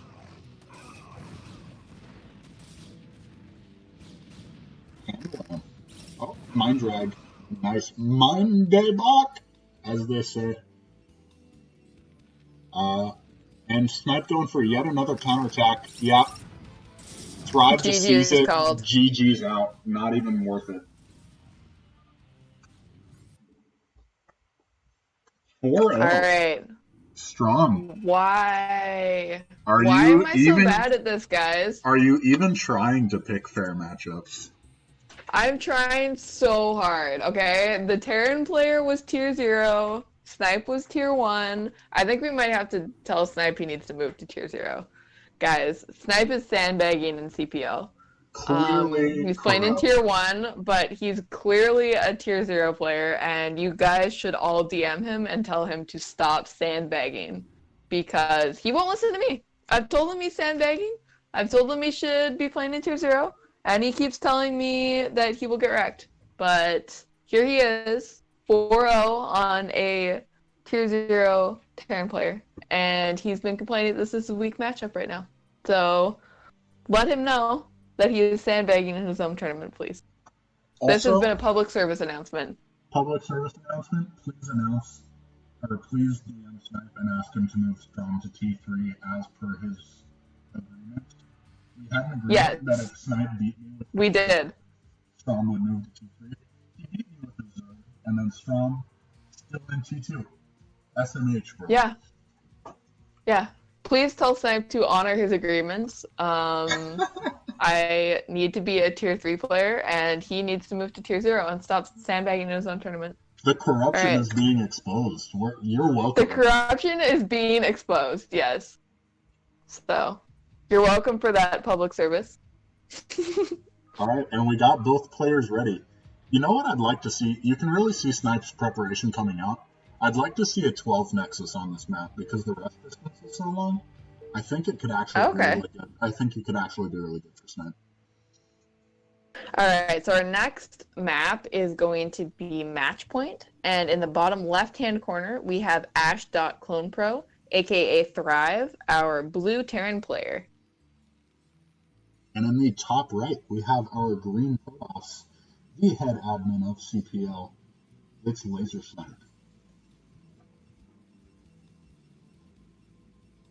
Alright, how do you feel about our Terran player on this map? I want to win for him. I'm not gonna lie. Me too. I'm a Protoss player. I gave up on the whole race picking thing for those of you that have been keeping up on my misadventures in CPL. Race picking is done. I'm not gonna do it anymore. But I still want to win for our Terran player. Let's get it.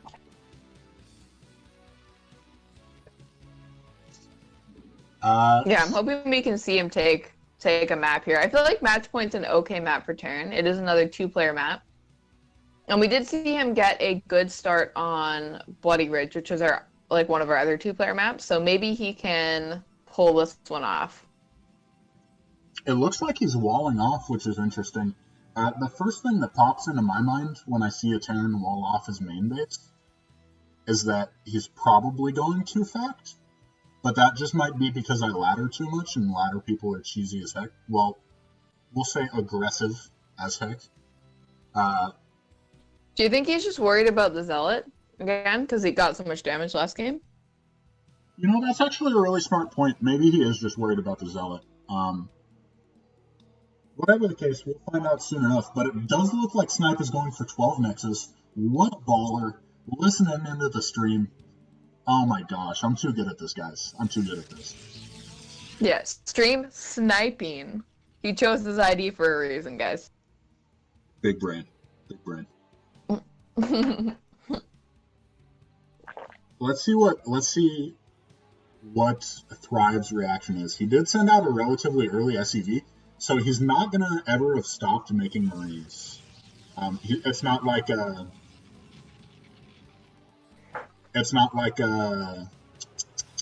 sometimes if you scout him last on a 4-player map, then you'll have made your 2 Marines, and you're like, okay, I'll just make more if I scout Zealot. Okay. What is that, though? Thrive going for a second barracks to try and bunker and it's scouted immediately. That is... So, I mean, Snipes just got to go for straight Zealots, right? So this is a bunker rush on the 12 Nexus. So it doesn't matter if he scouts it? How does this work? Basically, what's going to happen is, as you can see, he's putting the bunker down very early. But... Oh, and he's pulling SCVs, too. He's pulling a lot of SCVs. He's already got the bunker down, which is very nice. But Marines are very weak, and probes and zealots... Oh my gosh. He only went one. Well, this is a long rush. This is a long rush distance. He's just going to kill the bunker with probes. Oh my god. This is absurd. Oh my gosh. Oh my gosh. This is crazy. He's putting down a cannon? What is this?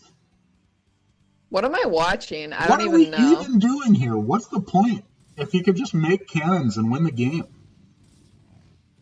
Sounds like a very Protoss thing to do. Oh no, the Marine does not get, or the probes do not get on top of the Marine just yet. We do see a bunch of probes going down. 2 Marines out so far, and the SCV's on top of the cannons. Is cannons normally how you defend this? No, it's not at all. Usually, at least what I've learned, Snipe knows how to 12 Nexus off one gateway. I always 12 Nexus off 2 gateways, because then you can make enough Zealots and Dragoons to fight this pressure off. But you can see he's just letting it die because. Okay, never mind. I thought for sure he was going to have a gas down, but this looks just very good for Thrive now. All right. Looks like our Terran player here just, GG is called. Gosh. All right. That's what Snipe gets for listening to my advice. Am I right, guys? Brutal. This is why Snipe is, choosing the strategies for this match, and you are not. I mean, if he had done my 12 Nexus, he would have survived that easily. But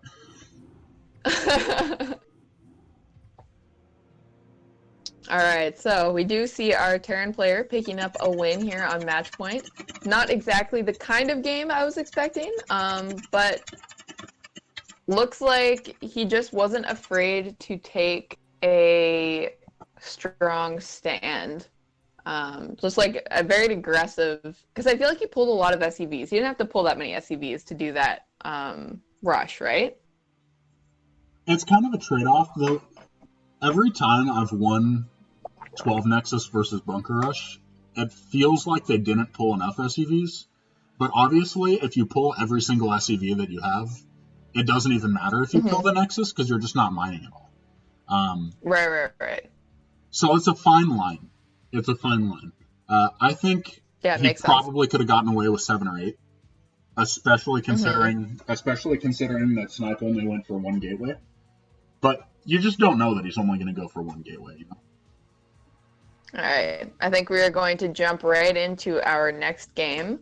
Map 6 is going to be Clayfields. Yeah, I'm sure you guys have noticed I've been kind of like changing up the order of the maps a little bit every time. All right, we do have our Protoss player Snipe in the top left-hand corner of Clayfields.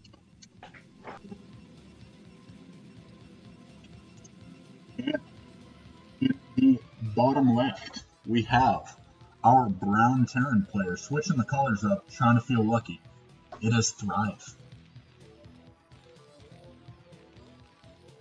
What do you think of this color switch, Strom?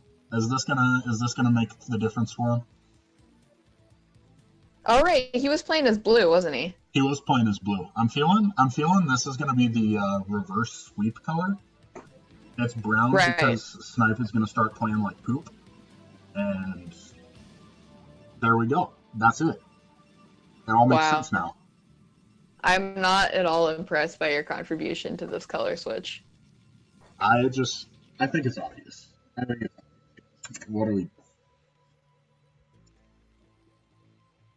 Anyways, going for another wall off at the main. Pretty much decided, like you said earlier in the previous game, I think he's just done with these zealot rushes. He's like, you know what? I'll just wall off my main every time. I don't care. Yeah, just kind of feeling like those zealots are getting in there and doing too much damage. How do you feel like Clayfields plays in this matchup? I know this is for those of you who don't know, a foreign-made map that we have been, I think, as a foreign community, trying to put in our map pools a little bit more. Trying to get some foreign-made maps out there. So that's why it's in the CPL map pack this season. But, there's not a lot of games on it. So I can't say, oh yeah, I saw this in KCM the other week. This is how it plays. How do you feel about it in this matchup? I feel like it's pretty good for Terran, and I sound pretty biased because I've said, anytime you've asked this, I felt like the map was good for Terran, and then we're 4-1 for Protoss so far. But, hear me out. It feels pretty small for a 4-player map, and with these gigantic ledges in the middle of the map, it makes all the passageways very small. So it's very hard to get a good surround or a good flank on the Terran army. Right. Does that make it a good carrier map? I could definitely see carriers on this map for sure. I think because it's so small, the rush distance from the bottom left natural to the top left natural is so small that it kind of hurts carriers, because what carriers really come down to is, can the Terran kill them before they get a critical mass of carriers? Like, they almost always go for a timing push to try and kill them while they have 2 carriers, but they have like 15 less dragoons than they would have. Okay. But we will see. I mean, it's Snipe as well. It's Snipe, so chances are he's probably going to go for Arbiters, but I might have to experiment with some carriers on this map. That would be fun. Yeah, I mean, I'm a Zerg player, guys, so don't listen to my advice in this matchup, please. We do see that Zealot coming down again. This looks like it's going to be a 2-fact. It is going to be a 2-fact. We're seeing Thrive just saying, screw it, man, we're going for it. And is it going to get scouted? No, it doesn't get scouted. Oh, this is so right, good. But he does know he's not expanding, so that should tell him. Or does he? Oh, I guess he might think it's an FD push, right? He could think it's an FD push. It could be any. It could be a variety of things. It could be FD push. It could be some kind of drop play. Like, you can go 1 base drop in this matchup, and it's actually pretty good because vultures just wipe out probes. Right. All right, like, we do have a nice scout off for Terran. Yeah, make sure nothing and out Snipe of went the 21 Nexus. Snipe went 21 Nexus, so that is actually I don't know. That's good. Is it good against 2-fact? 21 Nex, of all the 1-gate expand builds, like, it's much better at holding 2-factory than like 28 Nexus is, for example. Just because you get the second gateway down so much faster. Can we confirm he has a second gateway down just to be... No, he doesn't. Okay. He's going straight into Robo. He's going Reaver. So, if the Reaver gets out in time, this could be okay for him. But if the Reaver's not out by the time the push hits his natural, I think he's just going to straight up die. All right. Well, let's hope. We're cheering on our Terran player now as he's down in the series, and we are all about the even series here at CPL Apocalypse Showmatch, because we have to delay the apocalypse for as long as possible, right? So as soon as somebody has 5 wins, the apocalypse happens. But, life goes on because we play all 9 maps. All right, this push coming out. That first amount of units just looks like an FD push, right? Or does he know it's 2-fact at this point? That's the fun thing about the 2-fact, is that you can kind of fake them out and make them think that it's just an FD push, and then push out later on with your full amount of units. You can see he hid that second tech at the top of the ramp. If it was just a standard FD push, he would be taking his command center right now. But right, and we did see that Snipe threw down a shield battery. Xeno just pointed that out to us. Yeah, and he also threw down 2 extra gateways in his main for a total of 3. So, Snipe just on top of things, man. I thought that he wasn't going to be able to hold it, but apparently he snuffed it out, put down the 2 extra gateways in plenty of time. I'm really feeling like this push has to happen now. But he did go, he does have a lot of tanks because he went double double add-on. Yeah, you don't normally do double add-on.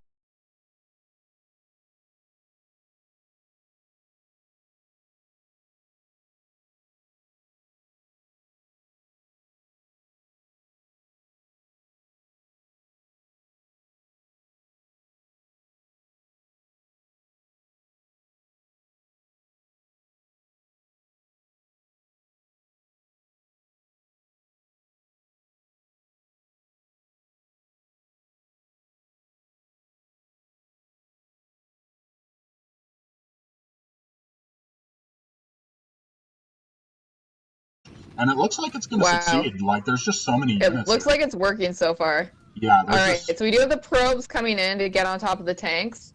I guess we're going to see how the probe drill grows. I think he is going to lose that first tank. Oh, man, the probe's really glitching everything out.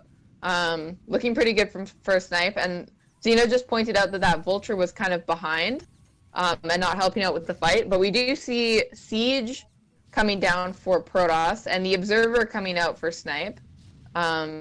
So I guess maybe he wasn't planning on going Reaper, maybe he was just going to Observer? Or do you think he switched that when he saw that it was 2-fact? No, I mean, if you're going for a Reaver and you see 2-fact, I don't think that you want to stop going for a Reaver. But I think Man, he just didn't recognize that it was 2-fact, so he put down his Robo before his gateways. Because ideally, you want to put your, if you know it's 2-fact, you want to put your 3 gateways down and then put your Robo down. But it just delays your scouting so much. right, Yeah. right. Thrive gonna pull this Wow, out. this looks really good for Terran. Yeah, this to is, me. It is very good. It is very good. I mean, especially with no Reaver. Reaver is nice counterplay against this kind of play, because right now with this hard contain that Thrive has, what are you really gonna do? Like, maybe if you get Infinity Dragoons, you can bust out and go kill him. But with a Reaver, you can just fly right over the contain, go harass his SCVs, and hopefully get him to pull some units home. Right. That makes sense. We did see that Thrive did put down his Nexus. His command center. And we see it. His command center, his expansion. Sorry, I'm a little distracted because there was something weird happening with the stream, and I'm trying to like cast and also make sure that the stream's still up. But it looks like it went off a little bit, and now it's back. So that's okay. Sorry about that, folks. My internet, as has been well documented at this point, is poverty tier, but it happens. Don't worry about it. All right. So we just kind of have a contain coming from Terran. Looks like he is going to double expand behind this.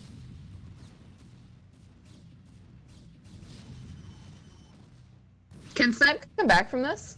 He can, right? It's possible. It's definitely difficult, but the way he's engaging so well makes me think that he's got a shot. Like, if he breaks and then just double expands behind it, it's a similar situation to the 3-gate Goon game that he did end up winning, where he took a much later natural, but he did end up kind of equalizing with the way he double expanded behind. Right. I guess we'll just see how long this contain lasts. It looks like there is going to be a bunker put up by Thrive. And that turret does chase away the observer. Oh my gosh, and this is so annoying, having this barracks right there, and it just makes it so hard to move your units through. Right. I did say he was double expanding, by the way, Terran, but I lied. It was the barracks moving. I thought it was moving to CC, which I thought was confusing, but, I forgot that all Terran buildings could fly. Yeah. It looks like it's just a barracks and an engineering bay. It's easy to think, Strom. It's easy to be like, man, Terran has buildings that can fly? Surely, for balance reasons, that can only be one building, right? I don't blame you at all on that. Yeah. I mean, like, how you oh man, he's just shoving these goons right into this tank line. Yeah, not ideal. He only picks off one tank. That didn't look very good for Protoss to me. No, not up to the same quality as some of his other. And this is kind of why, if you had a Reaver and you had a shuttle that you can drop some Zealots on those tanks, that would also help to break the push. He does have a shuttle looking like he's going to sneak an expansion. Alright. Interesting play here from Snipe. I guess we're going to see if Thrive scouts this at some point, because I think if he scouts it, it's dead. Oh yeah. He's got complete map control at this point. If he scouts it, he just breaks off one tank and then sends it the other way to go kill it. We do see SCVs out on the map. Do you think he's scouting for expansions? Like, is he scouting for this exact thing, or is he just going to... Like, he's got an SCV at his third, he's got an SCV in bottom right, and he's got an SCV going to top right. It certainly looks that way. Like, if it was me as a Terran player, I might just GG too fast in these situations, but if it was me as a Terran player, I'd be like, okay, there's no way he's still in this game and he's only on one base, Like, this contain has lasted until 12 minutes. He's got to have some kind of base somewhere else. Right, and we do see Snipe just kind of like ferrying Dragoons out. I do hope that Terran finds this expansion at some point. But it does seem like if we just look at the supply, 70 to 54, and Terran taking a third base now. Looking pretty okay from Terran. Yeah, and this should be Snipe's last gasp here. He's trying to break this at all costs, but I just don't think it's going to happen for him. Unless this Mind Drag is sick, never mind. Right.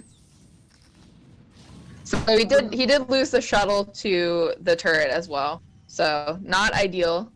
And looks like he's just kind of bleeding out his units here, trying to bake this contain. Tank's too good, guys. Turns out. Turns out Tuflocked is a pretty good build against one gate expand. Who would have thought? Right. Who would have thought it? All right. Now we're at 75 to 34 supply, and looks like Xeno showing us Thrive about to scout this third base here. It's gonna see that, or second base. Yeah, the second so base we should be after able third to base. shut this down.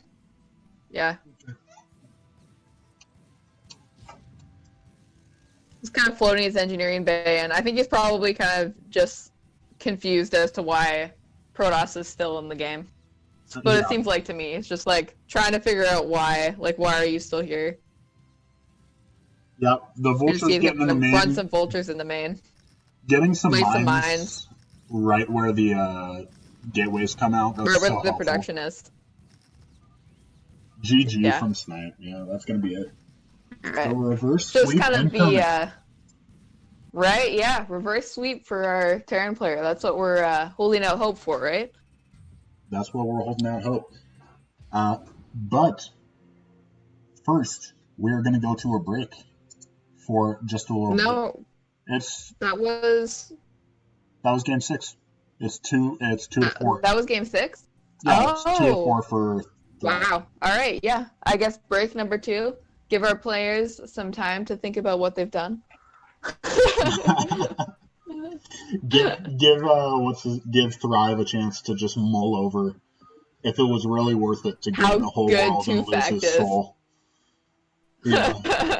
Dirty cheeser, man. No, all right. We'll see you guys in just a little bit. We'll be right back.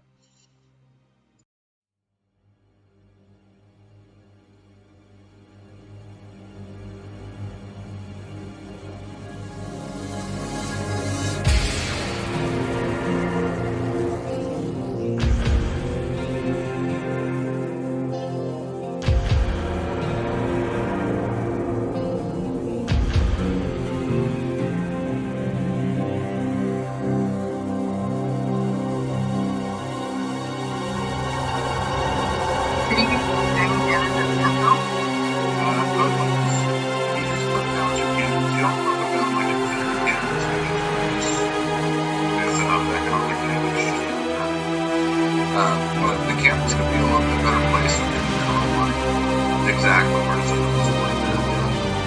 Yeah. Because you can see, as it is right now, even if you send probes back to the natural environment, it's still going to work. The campus just can't.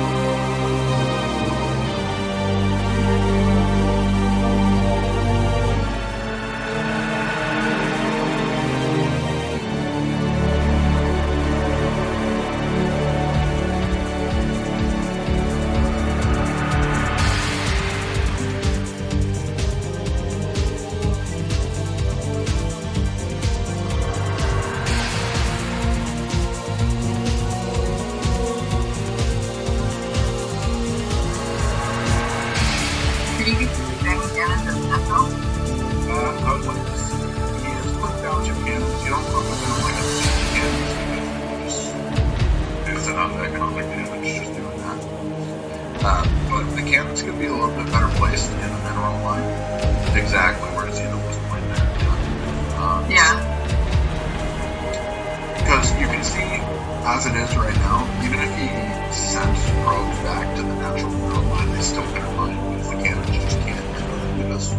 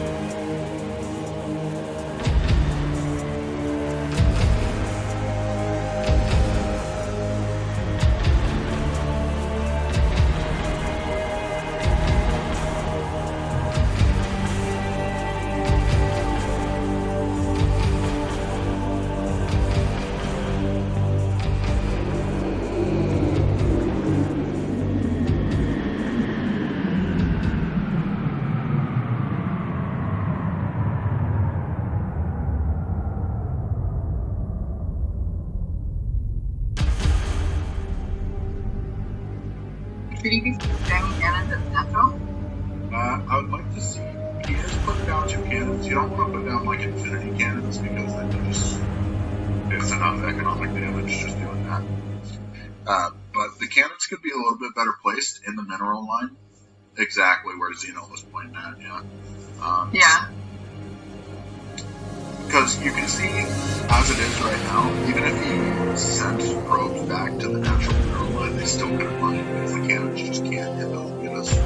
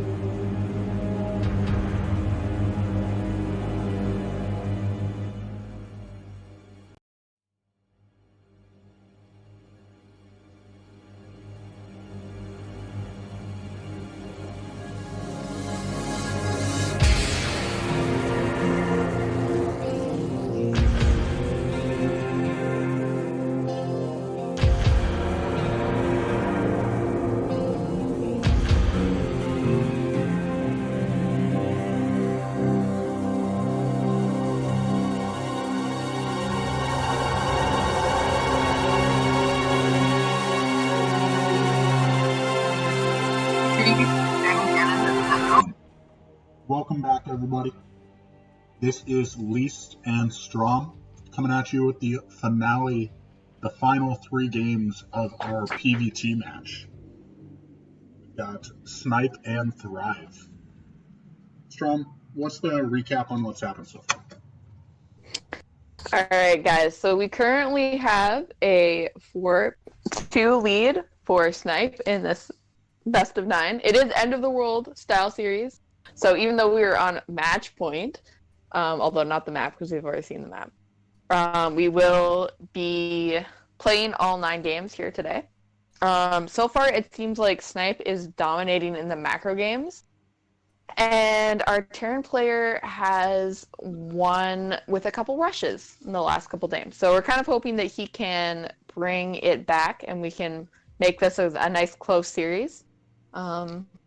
But yeah, really enjoying watching Snipe's big macro play and his PvT. It's looking really strong. The big macro maps. And speaking of big macro maps, we've got Neo Sylphid, pretty much the new standard, coming up. So that'll be exciting. We've got both our players ready. Let's get right into it.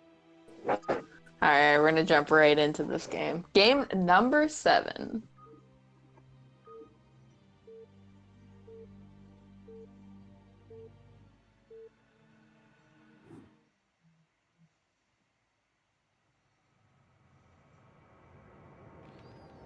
All right, so looks like at the 12 o'clock location in the top center of the map, we have our Terran player, Ash.ClonePro, aka Thrive. And in the bottom right, we have our green Protoss player, Laser Snipe. Are we missing game music? I can't hear it, but sometimes I just can't hear it. I can hear it. You can hear it. Okay. All right, seems good. All right, I think what we have missed in these introductions is we haven't mentioned which CPL teams these players are playing on. So I'd just like to say that our Terran player, Ash.ClonePro, aka Thrive, is on Passion Daddy's team, and he is a tier 0 Terran player. And our Protoss player, Snipe, is on Operation Indecision, along with myself and our wonderful observer, Xeno Coop. And he is a tier 1 Protoss player. But I think he's sandbagging, and you guys should all message him and tell him he's sandbagging and he needs to be a tier 0 player. I gotta say, man, if we take away one thing from today. The way Snipe has been playing these games, you said Thrive was a T0? Yeah. Okay, yeah. The way he's been playing these games, if Snipe does not get T0 by the end of this is a war crime. This is atrocious. Like I said, he's sandbagging in his own tournament. Freaking Thrive is spamming at almost 800 APM and Snipe is beating him. Guys, how is this possible? How do you beat someone with 700 APM right now? Protoss confirmed for easy race. Alright. So yeah, the thing is with Thrive though is that we did put him in tier 0 because he reported a MMR larger than 1800, which is kind of like our cutoff right now, but we didn't get any preseason games from him because he was a waitlisted player. So, I mean, we might shuffle things around. I'm not sure. I'm not super involved in the tier work for CPL. I am on staff, but I helped more with like the personnel in creating the teams, and I've done some graphics. So, yeah. Yeah, you kind of do a little bit of everything. When I say a little bit of everything, I mean a lot of bit of everything. So making sure to stay out of the tier work, not gonna fault you for that one. It looks like, I just leave that to a wordy and Snipe. Okay, this could be actually huge. Thrive has not taken any SCVs off gas, which generally indicates a 2-fact. So Snipe, seeing that, is going for 2 gateways. Okay, he was going for 2 gateways regardless. But if Thrive is indeed going for a 2-fact, 2 gate's just going to crush this. All right. But he is going to scout it. So Thrive knows. Did you say that Snipe also scouted the gas? I wasn't Yeah, watching. he did scout the Okay. gas, and So it's pretty both well known players as Protoss. know. So what do you want to do as Terran to stop this? I think just go full abort on the 2-fact, which it looks like he's doing. I don't know if he really needs all 3 on gas at this point, but just try and convert into a bunker expand would be my idea. I'm really cannot emphasize enough how much of a not Terran player I am. So I cannot tell you, like, this is the only matchup, TVP, that I've never played one side of it. Every other matchup, I've played both sides. Right. But if I was a Terran, it Have looks you like he's going to played? go for Wait, an wait, FD wait, push. wait. Have you played ZBT? I played ZVT, like, casually, not very seriously, but I have. Oh. You haven't even played. You've played TVP casually because you've TVP'd me. Okay, that doesn't really count, though. I'm talking about, like, the Who? other player was not off racing. You know what I'm saying? All right. But who are Like, you playing ZVT? Foxbat. Oh, Remember when I was damn. like, I'm just going to switch to Zerg easy race? Oh, right, I remember that. Then the ZVT didn't go very well, did it? No, it did not go very well. And the ZVP did not go Oh very well man, either. So this is pretty much, he this is wow, as good as he it's just going to lost go. every unit, And if he can kill this every mine, single unit. yeah, this is He really, really loses one bad goon to for the mine. Thrive. This is just game, isn't it? This is pretty much game, yeah. Because the FD push, you're already getting down a late command center. Oh my gosh. Okay. Oh my god. Mines pretty Mines good. are so broken, guys. Look at that. Look at that. 4 mines don't kill 1 Dragoon, but 1 mine kills 2 Dragoons. You can't explain that. Alright. Alright, so the rush is still continuing here. He did get the tank that Terran had put out, and we just saw another Vulture be made, so I feel like Terran's gonna have trouble getting out of his base.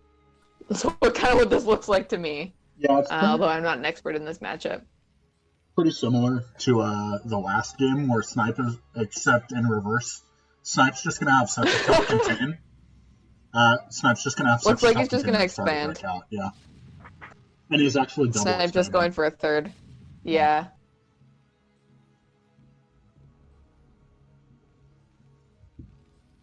Alright. We do see Terran does have siege mode completed. Think he's probably going to try and take his expansion here with siege. We'll see how that goes for him. It's going to be Snipe tough just for him continuing to rally. Yeah. Yeah, it's going to. You can see him putting down the command center in his base and then hopefully float it out later. But yeah, it's just going to be insanely hard for him to slowly crawl his tanks out. He's going for a starport with a control tower, possibly for drops later on.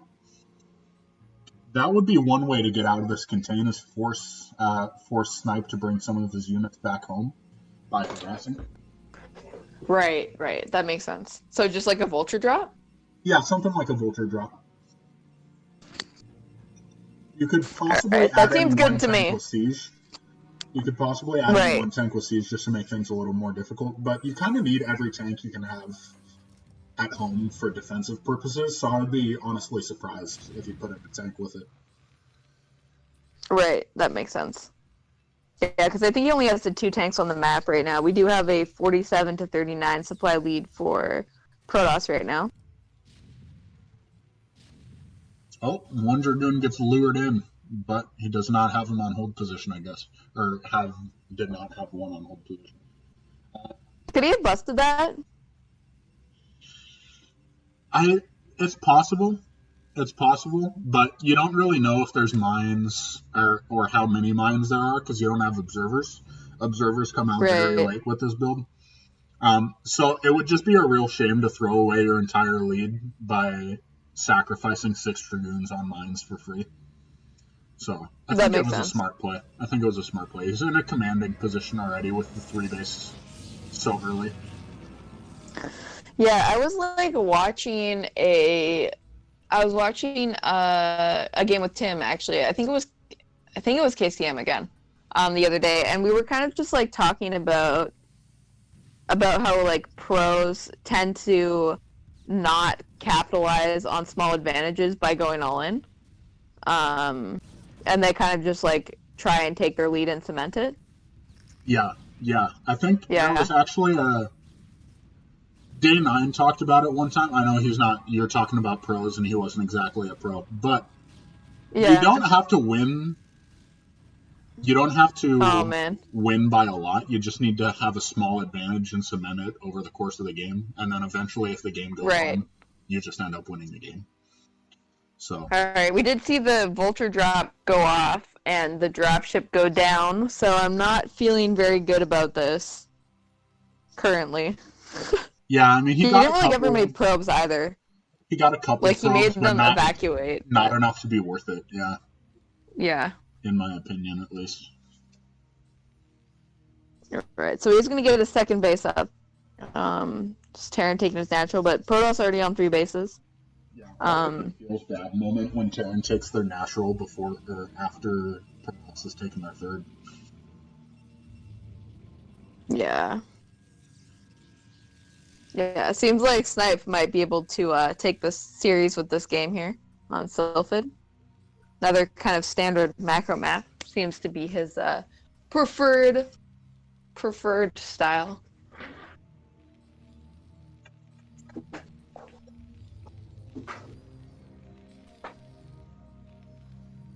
And it looks like we've got another push. We've got medics again. Is he going for optical flare just to be a baller? I really want to see some optical flares. That would be hilarious. I mean, we've already seen it. I know, that would be the second time. That would be the second time this series, folks. In case you missed the first game. Okay, pull back. Okay. All right. Reasonable pullback. He picked off a tank and then saved himself from taking too much damage. Does blind the first observer. And this actually... just being annoying. He's being annoying, but also since observers come out so late with this build, it's a little bit more effective than the first game. Oh, okay. That makes sense. Again, it's still not like game winning or game losing by any means. Like, it's just mildly annoying for the Protoss. But it is slightly more effective.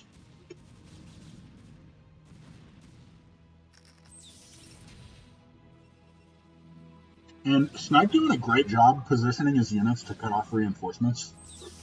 The scariest thing about a Terran push like this is when units just keep adding up.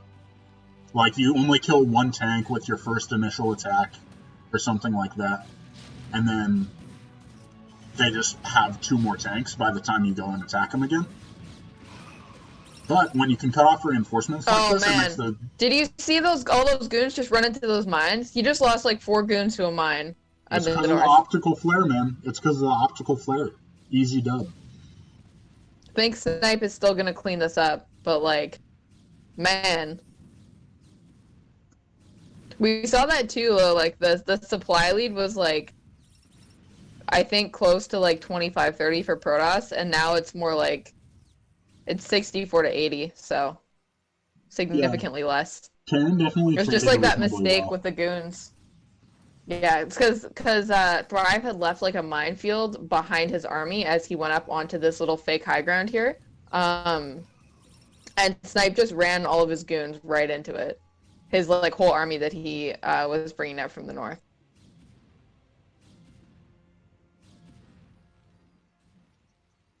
Still not expanding though at 12 minutes, so he's pretty. Something's got to happen for him, and something's got to happen like now. Otherwise, for Thrive. Like, I know it's 3 base to 2, but when it's 3 base to 2 and Terran's going for some kind of timing push, you want to try and punish the 3rd base being taken from Protoss. Right. And if the 3rd base just lives on indefinitely, it's not really worth it for you as a Terran player to continue attacking. So we'll see. We'll see if he's able to take out this 3rd. Yeah, looks like he's just kind of trying to make good use of mines here, with this little push. But I think Snipe is going to eventually clean this up. Although I guess the optical flare on the observer, you were you were talking about like making it difficult to clear the mines. Maybe that really is what's kind of hurting Snipe here. Yeah, he's got one observer. He's got, oh my gosh, that's a lot of units. Okay. They were both struggling Right. macro a little bit, but he does have 3 tanks, 5 vultures against a decent amount of goons. This could be a critical fight for how the rest of this game plays out. Like, if Snipe's able to take him out with no problem, Snipe's got this game in the bag. And it looks like he's Right. We gonna. do see a lot of scans. Yeah, a lot of scans coming down, forcing Terran to just kind of retreat a little bit. Oh my Oh man, the gosh. mine drag. Oh, it didn't happen. But he is gonna lose these tanks. I'm not really sure exactly where he's gonna send them up the high ground. All right. Looks like he's sending vultures down at the same time. Maybe gonna try and run those into the natural. See if maybe. Oh, just leaving mines kind of in the rally point here. Snipe does have a wall at his natural, and looks like Terran's going to try and take a third base. That's what that looks like to me. It looks like it for sure. Yeah, he's Yeah, sending her back. It overshot the yeah, third base position by a little bit, yeah. but again, I mean, Protoss taking his fourth before Terran can put down his third, so that's a bit of a rough situation for the Terran player. Right, right.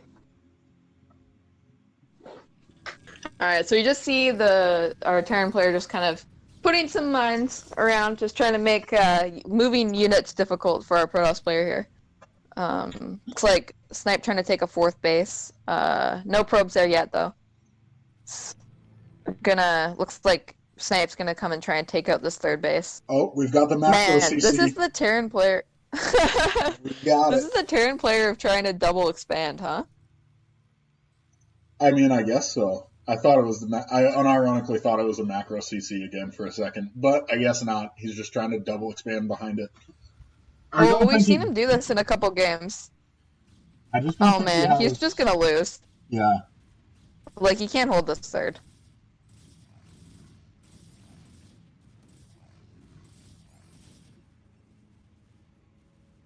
You know, I'm starting to feel for Terran here. Like, watching these games, I just don't understand how Terran's supposed to get a third base. you can't. The thing is, Terran really has one good push in them for every TVP game, and if you throw that away by attacking really early on, like Thrive did, it better work. Because otherwise, like you see, it just snowballs, and there's no way they can ever take a third base because they just don't have any units. It's hard enough for them to have any units when, like, you trade super efficiently and everything goes right for the Terran player. But then when Right. everything goes wrong, it's impossible. It feels like. Right, so we did see there was a vulture drop in Snipe's main. I'm unsure as to how many probes that got before it got cleaned up, but I just don't think that Terran's going to be able to take a third base, and it feels like that's what the story of this is going to be. Agreed. If he's got to be almost mined out at this point. He's got 17 minutes into the game and he doesn't have a third base yet. So Right. it looks Yeah, like these Snipe games is are going going to run the super show. long. They really are. It's a nice change up from the GG is called. GG's called, yeah. But yeah, the last couple end of the world style casts we've done have been pretty short. So I'm kind of enjoying it. I'm enjoying it. Snipe does lock Yeah, up the well, series with that game. right, yeah. So the official series win will go to Snipe. We do have 2 more maps, and we're gonna play them because that's how we roll here. End of the world style series. But I guess since how the series has been won, we can now officially declare the apocalypse for today has passed.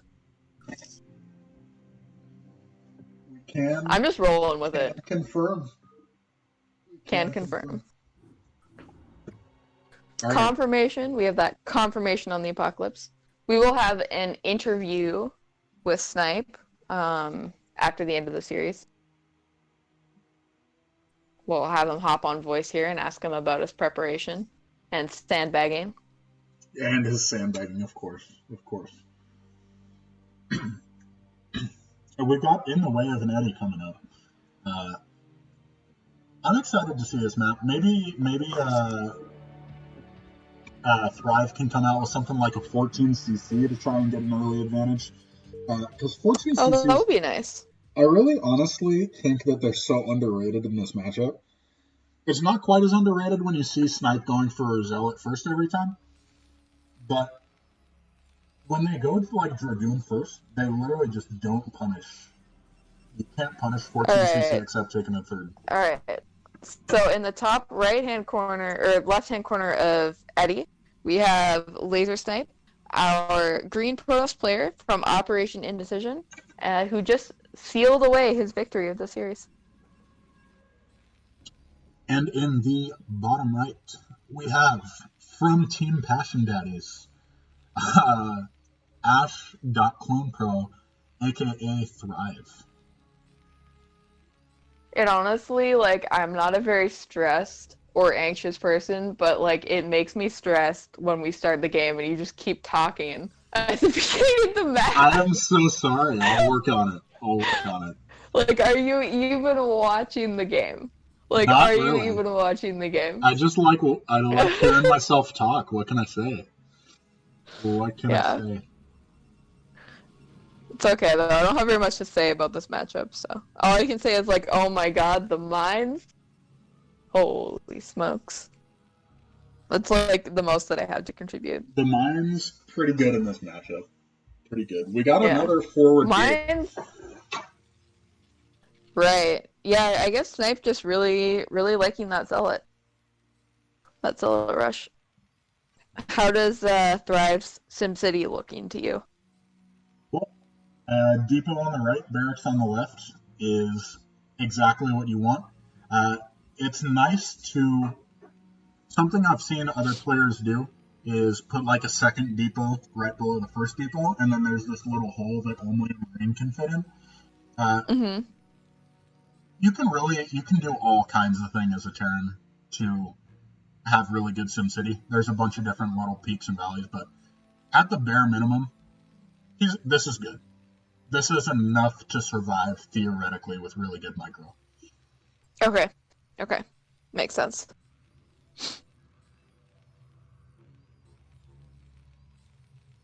Alright, this is the original Big Macro map, Big Macro game. This is the original. The original. I saw someone asking about the meme earlier. So you should go watch the VODs of the other two matchups. That's the only solution. So everyone who's been with us through all three series knows the meme. Yeah, and to everyone, while we're on the subject, thank you to everyone that's been with us through all three series. We appreciate it. It's been a journey. We're trying to get better every day, but we appreciate you guys sticking with us. Yeah, and we appreciate all the suggestions and help and feedback that we've gotten. Really glad you guys are kind of enjoying this series. It's really fun to see like a lot of games out of a couple players, you know? We're getting the bunker down. Let's see if he's able to kill some Marines. Even if you just kill 2 Marines, it pays for the Zealot. And he does kill an SCV. So, like, already, this is pretty worth it. Not gonna do too much more damage, though, because the Zealot's so low on health. Right. And second Zealot kind of just retreating away as there's Marines kind of safe in that bunker. And putting down a second gateway before expansion. This is kind of a classic forward gate. Is if you don't get that much damage done with the Zealots, you want to make sure you're absolutely safe to something like a 2 factory or something. That comes as a response. So, don't fault him for this. But it does mean, however, that Clone Pro is going to be getting his expansion up faster than Snipe. And the other thing is that 2-fact is Like the cross spawn on this map is really big, so I feel like 2-fact wouldn't even be that good. But I guess Snipe just kind of playing it safe. He's been doing well in the macro games so far, so looks like he might actually lose this vulture. Just sneaks it away. Looks like he's going to be able to get that one back home. Vulture's, even without speed, pretty fast. But True. Zoom. zoom, zoom. Zoom. That's what vultures do. They zoom. They do zoom. That is facts. Yeah. That's what everyone's been doing lately is zooming, right? Because we can't see anybody in person. Ooh, that was a good one. That was very end of the world joke. I like it. I liked it. I got to keep on topic here. It's important. It is important. It is important. Okay, so Right. the low ground main kind of coming into play here. Not getting quite as much range on the tank as he otherwise would have, but it is going to be enough to push those two Dragoons away. Right. So the kind of rush on the end of Protoss didn't seem to do a ton of damage to me, especially because he kind of forced the second gateway before the Nexus, and Terran managed to get his natural down first. But Snipe is going to be double expanding behind this, so hopefully going to try and make up some of that economic damage. This is game 8, right? What's our last map? Last map is Overwatch. Oh, cool. I like Overwatch for PvT. It's a little bit difficult to get all the expansions that you need as is any 2-player map, but it's a very long push distance. Like they can rush over the bridges if they're trying to go for like a 2-fact or something like that. But if they want to go for a full-scale 2-1 push, then it has to go around that big winding curve. Yeah, Overwatch just seems like a pretty good map for Protoss in general, and PvZ as well. Yeah, I agree with you there. I like Overwatch a lot as a Protoss player. Yeah. So he does scout out the third base coming down. Always good to know exactly where you're at. I think this is something that a lot of Terran players would benefit from adding into their game, just scouting out the third base location from time to time with vultures. You don't want to have to use your scans to scan when the third base is down, because then if they go DT, you're screwed. If they're hiding carrier tech, you're screwed. You really want to keep it for the important things like watching their tech and making sure you don't die to DTs.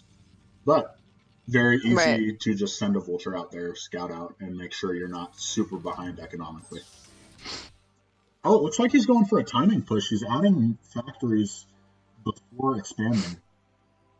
So I'm really excited to see this. Actually, I feel like a 5-fact or 7-fact on 2 base is a really strong TVP build. Like that's what I see when I feel like when I turn on Jay in stream and he's playing TVP, that's what he's doing. He's doing a 2-base timing push. 100%, yeah, it's totally nice, and it's just so much. It's so much easier to macro than the 3-base because you don't have to worry about taking your 3rd base and all that. All you really have to do is micro your push well. So it takes a lot of the. What is this funny little push though? Like this just seems like free units. I don't know what he's doing right now. I guess he was thinking since Protoss took a relatively fast 3rd base that he might not have that many units. But unfortunately, like that just looks like he donated 3 vultures and 2 tanks. Oh well, I guess Snipe just donated 2 goons to a mine, so. And he's We're feeling charitable today, guys.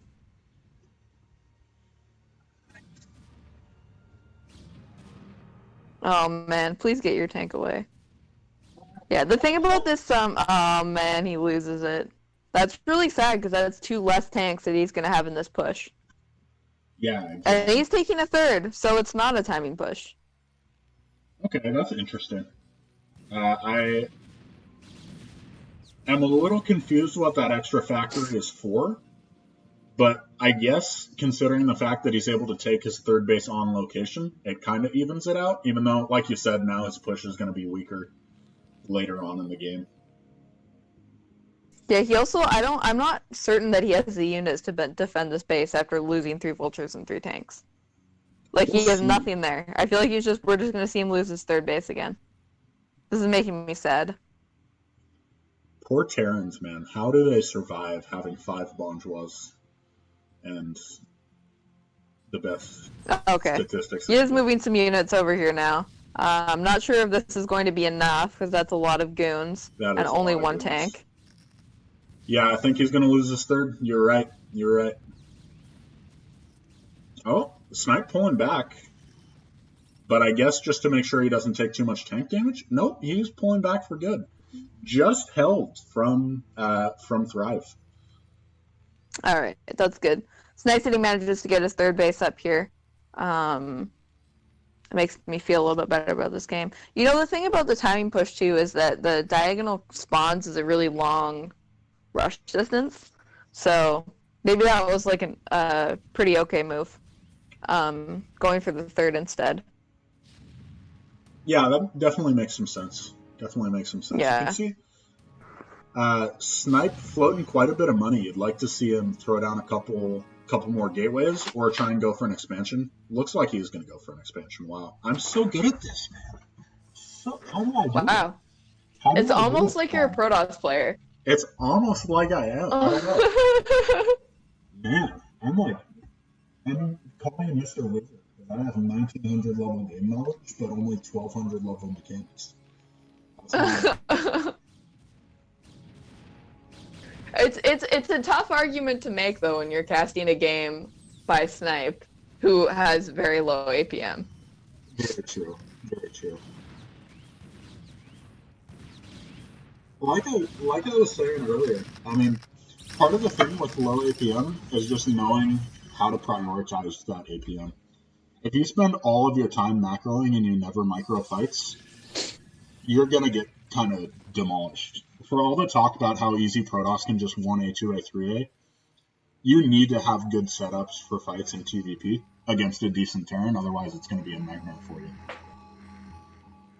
All right, we did see Snipe donate a few more Dragoons to mines. And now we're seeing the supply look a little bit more even, with Protoss being up less than 10 supply on Terran. So, I don't know, maybe Thrive can come out with a really strong 2-1 push, and, you know, make some magic happen This is looking really good for in a macro game. Thrive. Just about I even think it's looking supplies. even. I think the game is looking even, in my opinion. My humble Zerg opinion.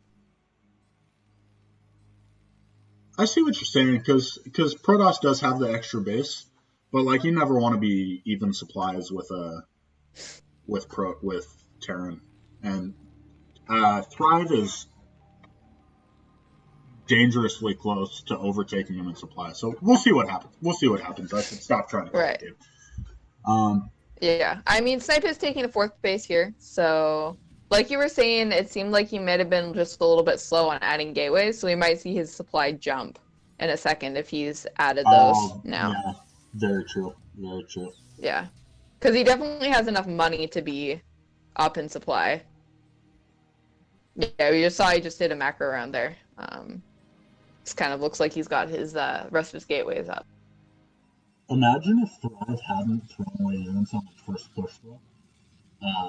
He would be up like a solid 10 supply right now, which would be very strong for him. It just allows your push to come out so much faster because you're not waiting for that extra macro round. And every second, like when you're going for any kind of timing push, even if it is a 2-1 timing push that's late on in the game, every second counts. The faster you can get that push out, the better. Right. It does look like he is preparing to move out now. Looks like he's only on 1-1 for the moment, as Ina's just kind of showing us here.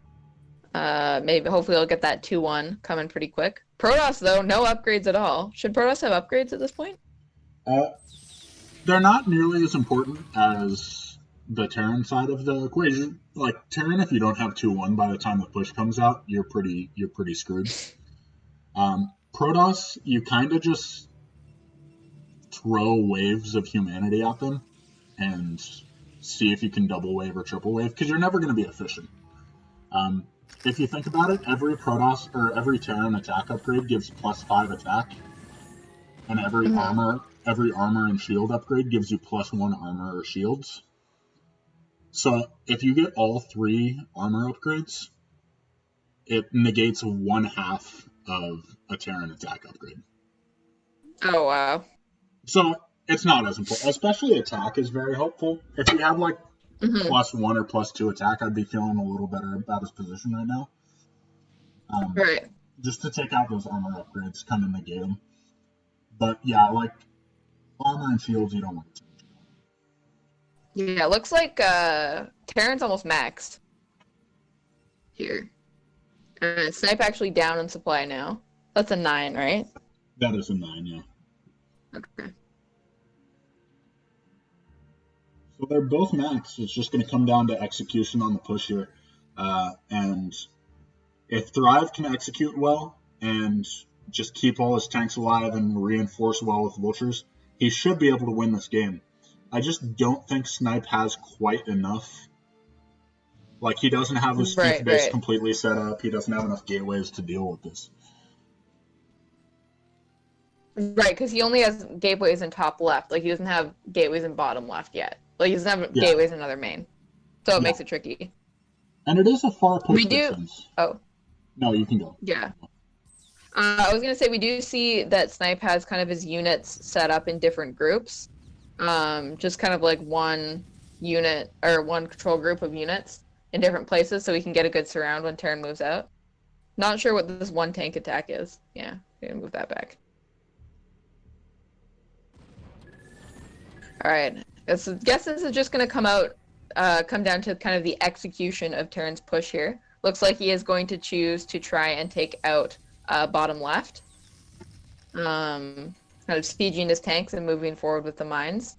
I think we're probably going to see some stasis to try and stop this. But Thrive seems very good at spreading his tanks out.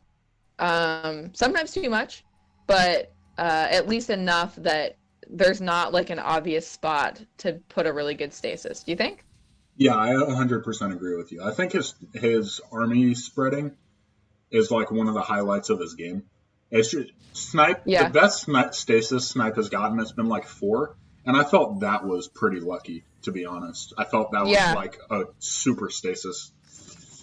Well, I think it was also like near the end of a game. Oh man, he needs to move these units away. Oh, please. Oh, we do see he's not looking at them right now. That's unfortunate. Yeah, just kind of like donating some units for free. We do see though that both players having a huge bank right now as they're sitting on maxed. Protoss Terran sieging the low ground, which isn't ideal, but does manage to kind of push away the army of Protoss. I guess Snipe is just, by being on the map, is kind of forcing Terran to stall, like just stalling his push. Right, yeah. How are you supposed to stop that counterattack, by the way? To be honest, I'm not sure. Like, counterattacks just seem like a really strong way to beat Terran players. Is just don't engage the front of their army. I remember watching a shuttle replay. We see Snipe taking out the third. I remember watching a shuttle replay where the game went on 30 minutes, and he engaged the main Terran army like once or twice, and it just blew my mind. I was like, how is Terran supposed to do this if you just can't force an engage? Right, we do see that Thrive is choosing to kind of split his units here. He has some units kind of sieging bottom left to kind of try and take out the sea. He needs to lift that command center. Is he just going to lose it? I think he's going to lose it. He's going to lose it, yeah. That's not ideal. Super sad. Looks like Snipe is going to lose this base, but he is getting... is he going to lose his natural as well? Oh my god. That's game. That push was looking so strong, but the counterattack just is wrecking him. Oh, like, I don't know how, man, Yeah, I'm Snipe's feeling late the game pain army here. movement has just been superb. Yeah, it's been really good.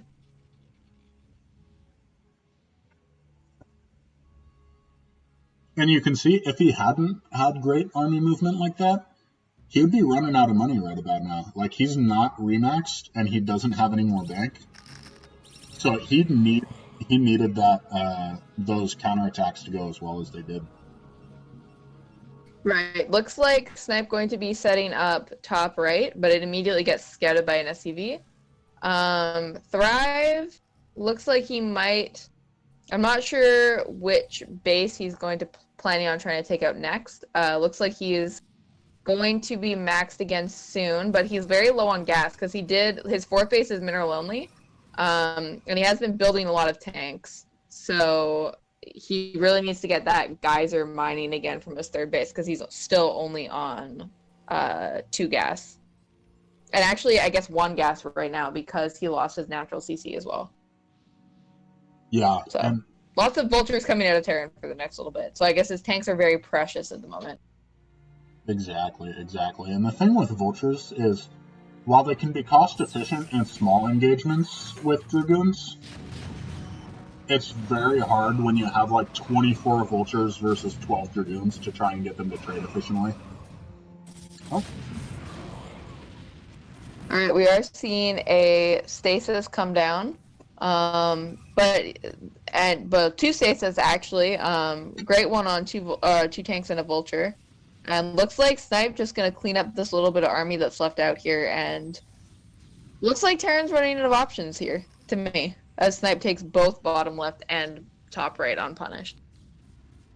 yeah, I agree with you. 100%. If Thrive can save these units, I would feel a little better about his position, but I don't think he can save these units. Yeah, it seems like he's just kind of like he's being caught out of position a lot, and losing extra units that he doesn't have to use. He's just kind of bleeding units more than Snipe is Yeah, totally. in these games.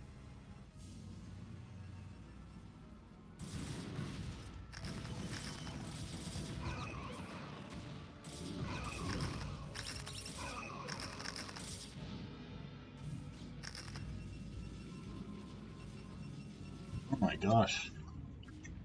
Both sides surprisingly low eco for this late in the game. Generally, I mean, obviously, Thrive had 2 of his bases taken out, but I'm a little bit surprised to see Snipe be this low eco with not really taking much He economic did damage. lose. Well, he did lose his 4th. Oh, right, he did lose his 4th. Yeah. And he looks like he doesn't have it set up again yet. We do have some vultures kind of getting in the 5th base, being a little bit annoying. Looks like another little push from Terran going to come out to bottom left. While Thrive kind of takes a sneaky little 5th base above his 3rd. The 3 o'clock location. That is a lot of vultures. We're starting to see. Well, he wasn't mining gas. Yeah, we're starting to see exactly what you were talking about, where he just didn't have any gas, so he made a crap load of vultures. Yeah, he just didn't have the. He didn't have the gas there for a while because he lost 2 of the command centers that had gas. Oh my god. So close to having the stasis. sickest mind drag of all time. He legit was about to lose like an entire control group of vultures to 1 mine. And he's going Archons. Just has too much gas, not enough minerals. So, even though Archons are not very good in this matchup, because everything does full damage to them, and they're all shields, he really just is kind of out of options, or was out of options at the time he made them. Oh, recall. Possibly. Or maybe it's just the scouting arbiter, you never know. You never know. He just spent the money on the arbiter so it would scatter out. He's harassing with the arbiter. The harassment arbiter.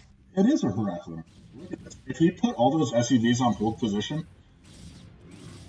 theoretically, eventually, the Arbiter would take out every single one of them. You never know. Imagine not being able to burrow your units. It must be rough. Weak races. Yeah, pretty bad, turns out. Too bad burrow doesn't protect you from storm. Really? Oh, that's brutal. That kind of makes no sense. What the heck? Storm should be an above ground thing. Then you would never be able to storm lurkers. Oh, true. That would be rough. Okay, that makes sense. I'm pretty from sure a it balance affects just perspective. regular burrowed units. Yeah. I mean, maybe it doesn't and I'm wrong, but I'm pretty sure we would see people burrowing drones when they get Right. Burrow would just become so much more strong storm if we dropped. did that. Yeah. It looks like we've got some vulture harass in the top right. Not going to do too much, just a couple vultures. I thought there was more. Does get the opportunity to lay down some mines, kill a couple units. Just doesn't have quite enough money, I don't think. Yeah, I was gonna say when truth be told here, we have a maxed out Protoss player with most of the bases on the map, and a Terran still sitting on 3 gases, kind of unable to get a 4th gas, and mining out rapidly. So I'm not feeling too good about his position in this game anymore. You know, in retrospect, I'd like to have seen Terran make like at least one dropship and take one of these island bases. Because it seems like if you're just going to treat this map like Fighting Spirit, it becomes very difficult for you to take a 4th base that has gas. Right. Like, you can take the mineral-only 4th base, but that's just not nearly as useful. I mean, he could have just done exactly what he's done and also taken that island, right? Yeah, that's very true like. as well. He totally could have. And I feel like that'd be a lot stronger, because then he wouldn't have been as gas-starved for as long. I don't know. The big move, though, was that counterattack that killed the 3rd. Like, I don't know. I'm really not sure how you're supposed to stop that as Terran. I don't know very much about this matchup, though. Oh my gosh. Oh, Storm man. coming down. The storms. Storm on the SCVs. Snipe with a huge bank here.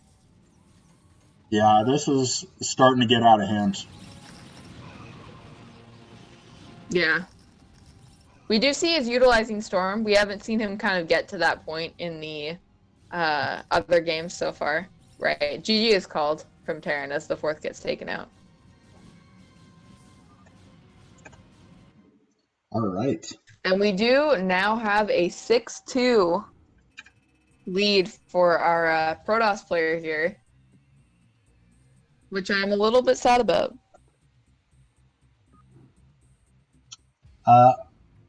It'll be interesting to see if we can get to the coveted 6-3 mark, or if we just stick to if we just end up getting a 7-2. 6-3 seems kind of manageable. It was never like super out of it for Thrive. He won some games in the middle. Yeah. 6-3, and I would feel okay about this, I think. Because, you know, the important thing is, it's all about us. The players, Yes. We don't care about the players. It's just about... Yeah.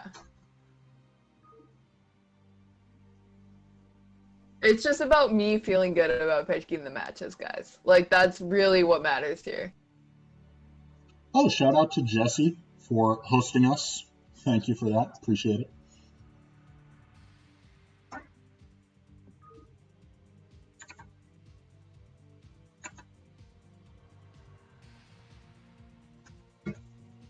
Real weird audio for Xeno. Let us know in the chat if the audio is weird for you. I will try and fix that if we can get it fixed.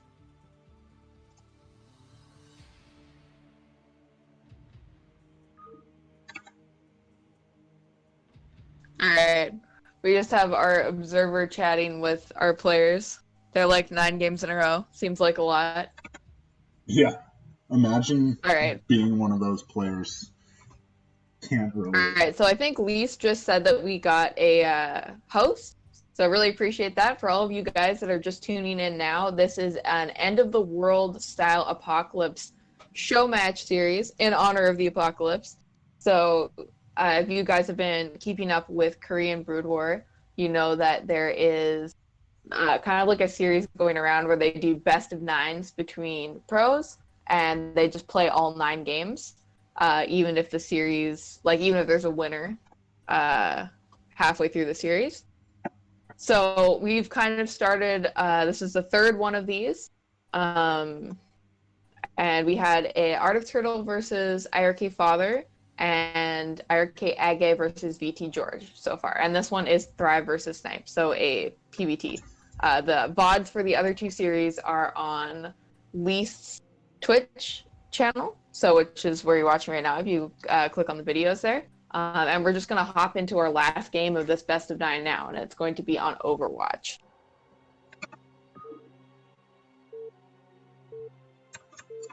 So Here we go.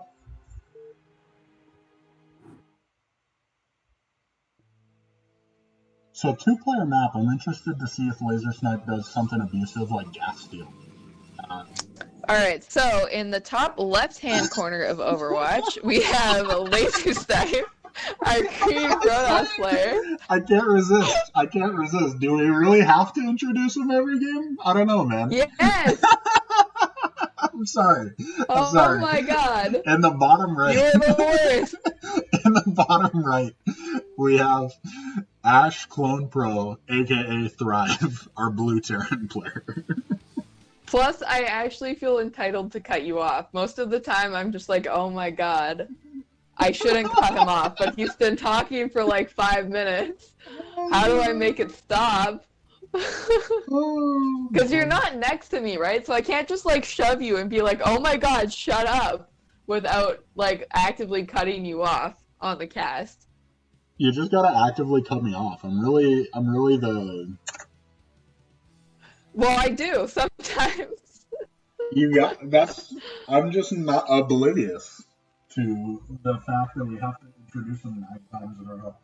But we've introduced him. Well, so see, sometimes people tune in halfway through the cast.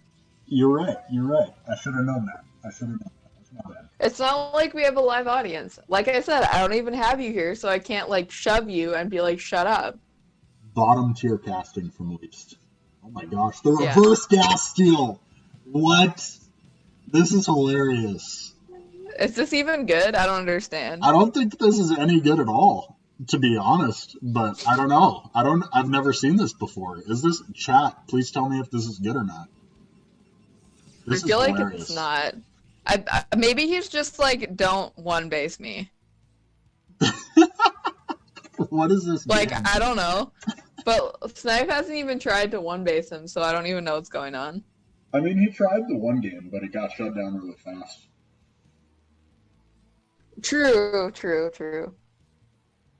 Right, actually, my bad, guys. He's done, like, I think he did 1 base DT and 1 base 2 gate and 1 base 3 gate, so I'm just wrong. Have I even been here watching the matches? Who knows? Who knows? One thing I really like, even though this is kind of a weird, unorthodox opening from Thrive, he's not finishing that refinery so that he can just cancel it as soon as it's about to die. Obviously, those minerals are tied up, but still seems like a pretty good move. Alright, we are going to have Snipe come up here and scout what's going on for our Terran player. You know, all I'm saying is if there was ever a Vancouver LAN and we were able to cast in person, I would be able to shove you and tell you to shut up. Yeah, Chess Z, get on it. Where's the Vancouver LAN, my guy? Probably after coronavirus. Oh But, yeah, you know. true. The downside to having a global pandemic. Yeah. Online Brood War on the rise. LANs, not as good. Yeah, true. It's okay, guys. It's okay. Does he have his gas yet? He finally got his gas, right? Yes, he does. Yeah, he's Okay. got his gas. Just starting to mine it now. Is that like late? I don't know. Oh, looks like Terran's gonna have two-fact. The baller plays the gas steal into two-fact. Seeing the second You're gateway gonna come have down to tell immediately. me. You're gonna have to tell me whether Protoss is doing the right or wrong reaction to this.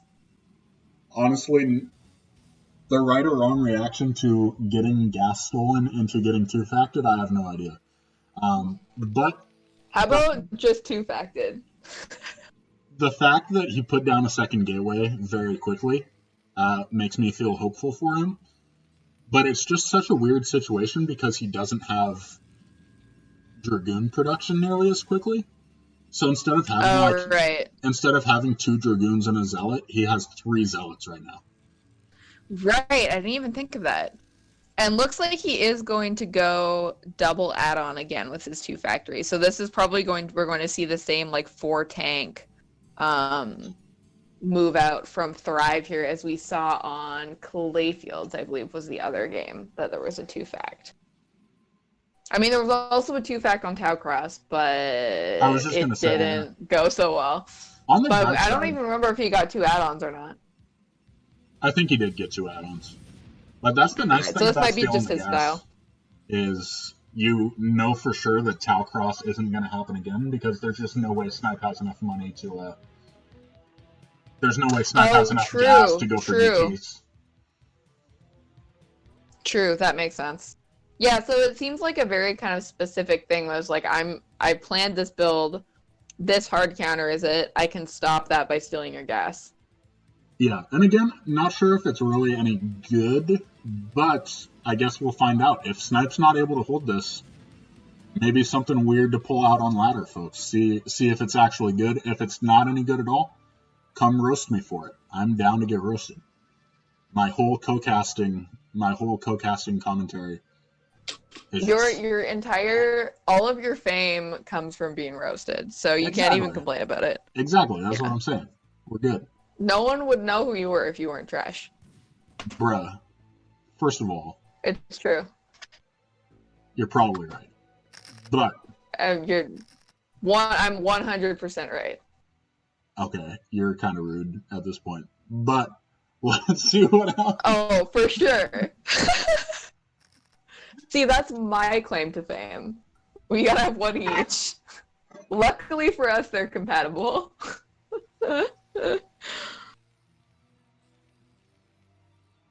Oh my gosh. Okay, this is just going super slow, I feel like. I don't know if this is 10 supply up for Snipe, even though Ash is going for the 2-fact. I'm confused. I don't have an idea what's going on. Not that that's much different from normal, but... Alright, so we do see the kind of push coming along the map. Those vultures kind of getting behind Snipe's army. Yeah, this isn't good for Terran. Feels bad. Where did the rest of his tanks go? I wasn't watching there for a second. He lost 1, but I think he only made 3 tanks. I don't know about this.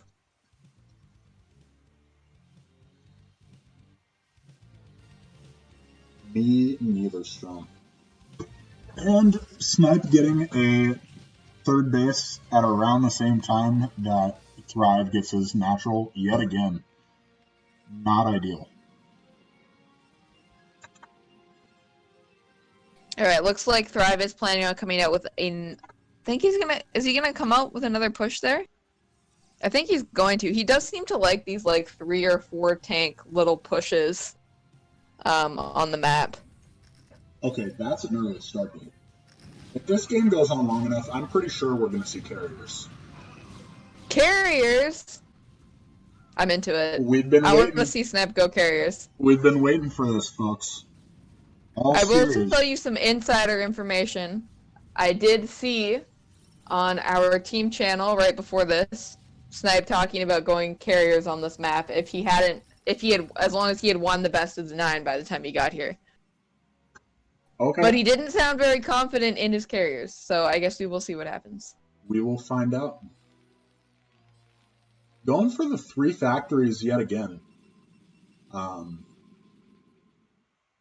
This is interesting. The little add on another factory, push out kind of be annoying with vultures like this, and then expand, because you are delaying your expansion. Usually you expand. Oh man, that probe count catch was really good, wasn't it? With those vultures, I think he just got like 10 probes. That was super good. Oh. Oh man. Oh my gosh, these vultures are actually fighting the goons straight up. Yeah, I've actually noticed that a lot about Thrive's play in general. Is he seems very good with mines. Maybe Snipe is just bad against mines. I don't know. I think everyone. I feel like he's good at. I think mines are. But he seems to be very good at kind of like laying them down while he's fighting. You know? Oh, for sure. Thrive's very. Is he just going to take out this Nexus straight up? With vultures? With vultures. He needs a tank. Well, wait. Does Snipe just not have any units? Where are Snipe's units? Snipe doesn't have any units. Where's the units? Oh my god, because he's going carriers, he doesn't have any units. What am I watching? Absurd. Alright, well, I guess we're going 2 base carriers. Wow. I do not understand PvT. Alright, so the vultures are going to kill the Nexus. Unless the Dragoons get there first. Looks like Thrive may be going to move his tanks out on the map. I'm not sure if he's scanned the carriers yet. I haven't noticed Zeno point that out to us. Is he going to get it? Is he going to get it? Is he going to get it? Oh my god. Is he going to get it? Oh, he's going to get it! Oh no, just right click! No, they weren't right-click! They weren't right-clicked. They weren't right-clicked on the Nexus. It still could kill it! Kill it! No! Oh my god. He wasted a shot on the pylon. 5 health? Oh my god, it has 5 health. That's He might still ridiculous. be able to come around with tanks. Though, Oh it looks like gosh. he's got some units coming. Is Snipe gonna make it to carriers? I feel like he might No. not. But if 2 carriers get out and there's 0 Goliaths, what does that look like for Terran? The thing with 2 carriers is it's just never enough to kill anything quickly. So the push is still going to be really effective if 2 carriers come out.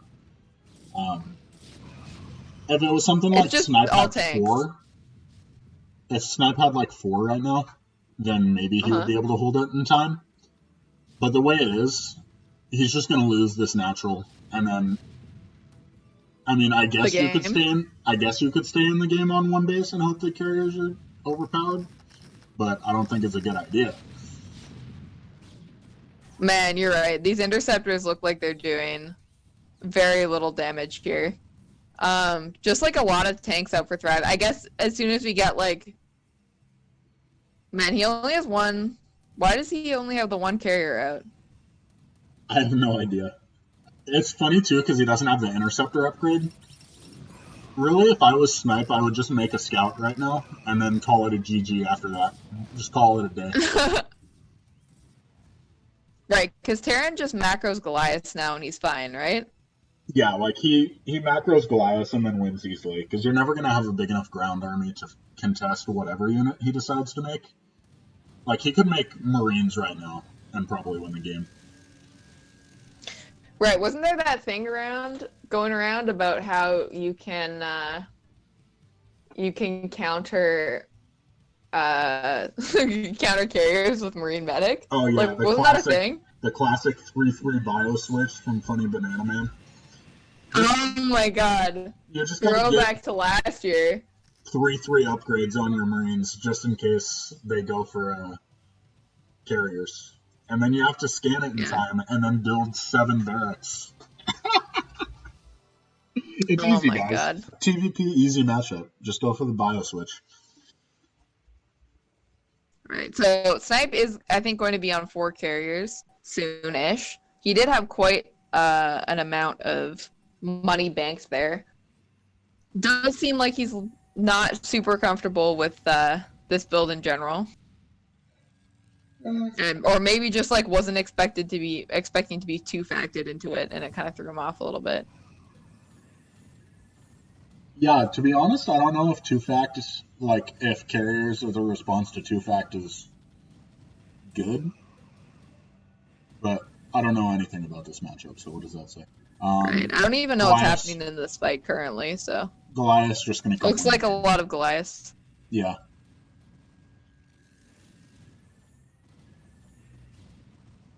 Carrier's pretty strong, but eventually is going to overwhelm him. It's 3-2 in favor of the Terran. And he's taking another. Right. I actually really like this cute little base in the top right that he's taken. When the Protoss goes carriers, the roles are kind of switched. Usually Terran has the slow army, and Protoss wants to expand as much as they can to exploit that. But when Protoss goes carriers, their army is impressively even slower than Terran's. So the Terran wants to be expanding a bunch. So that's actually not just a hidden base. It's kind of exploiting the fact that Snipe's army is very slow. Right. Makes sense.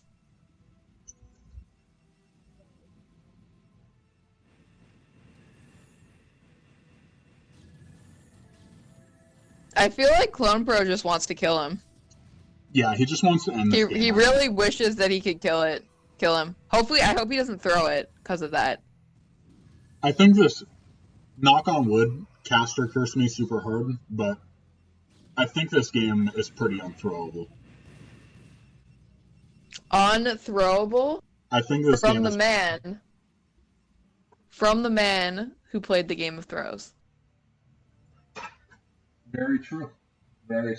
But these guys are from the man who won.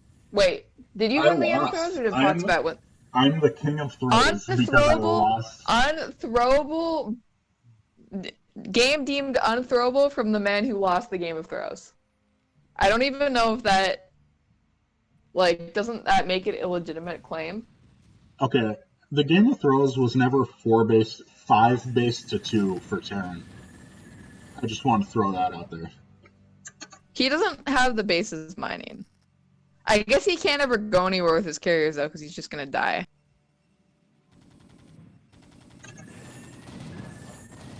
I feel like Thrive is just kind of donating units, though.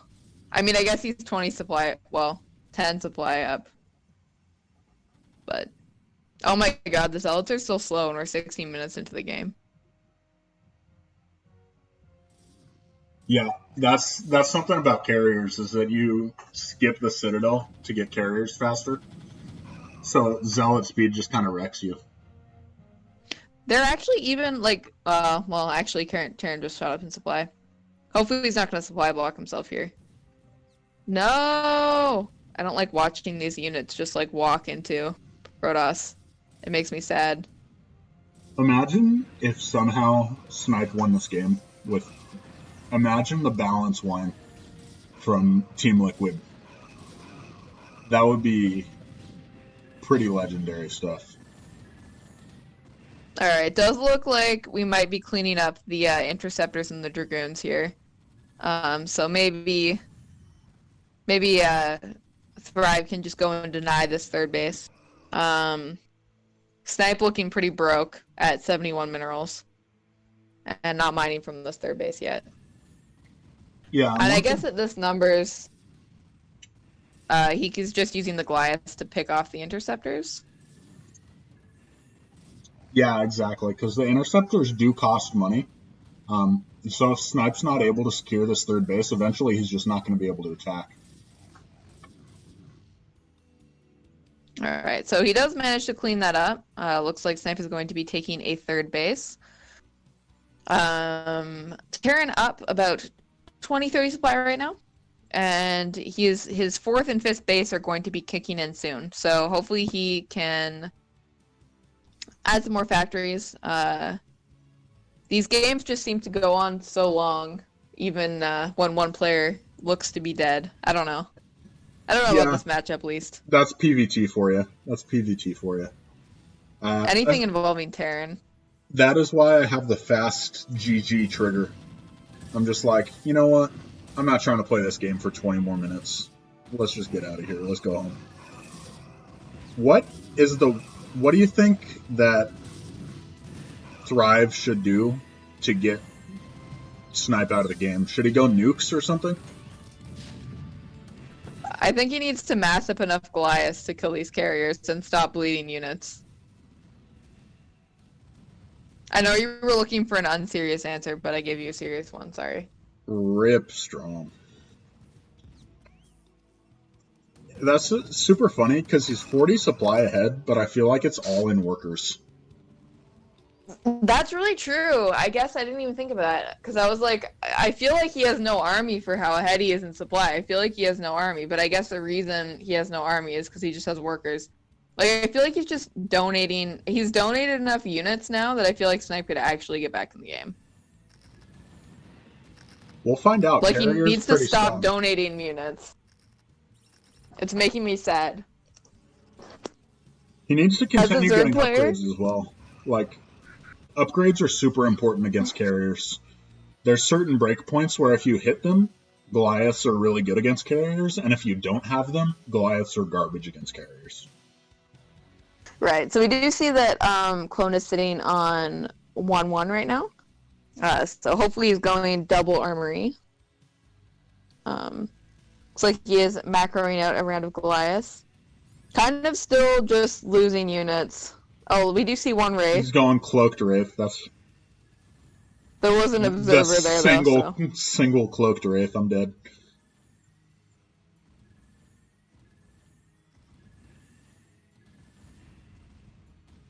This was looking like a lot more Goliath than we had before. Yeah, he's finally starting to reach like this critical mass. Although there are a lot of Wow, carriers. those zealots just got evaporated. Does he have +1 attack on his interceptors? I don't know. Yeah, says Xeno. Alright, cool.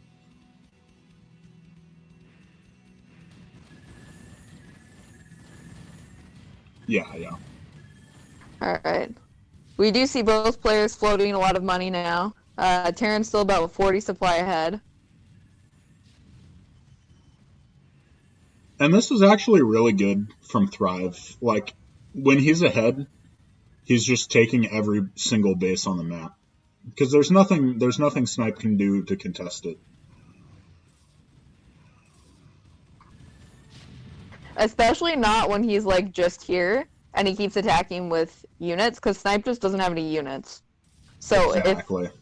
if Thrive has... Oh, I didn't even see this. Looks like he's just going to lose these tanks, though. Yeah. That looks pretty good. Zealots are strong, man. Imagine, though, if tanks They have didn't speed, have though. the minimum firing range and they could, like, shoot on themselves. That would be hilarious.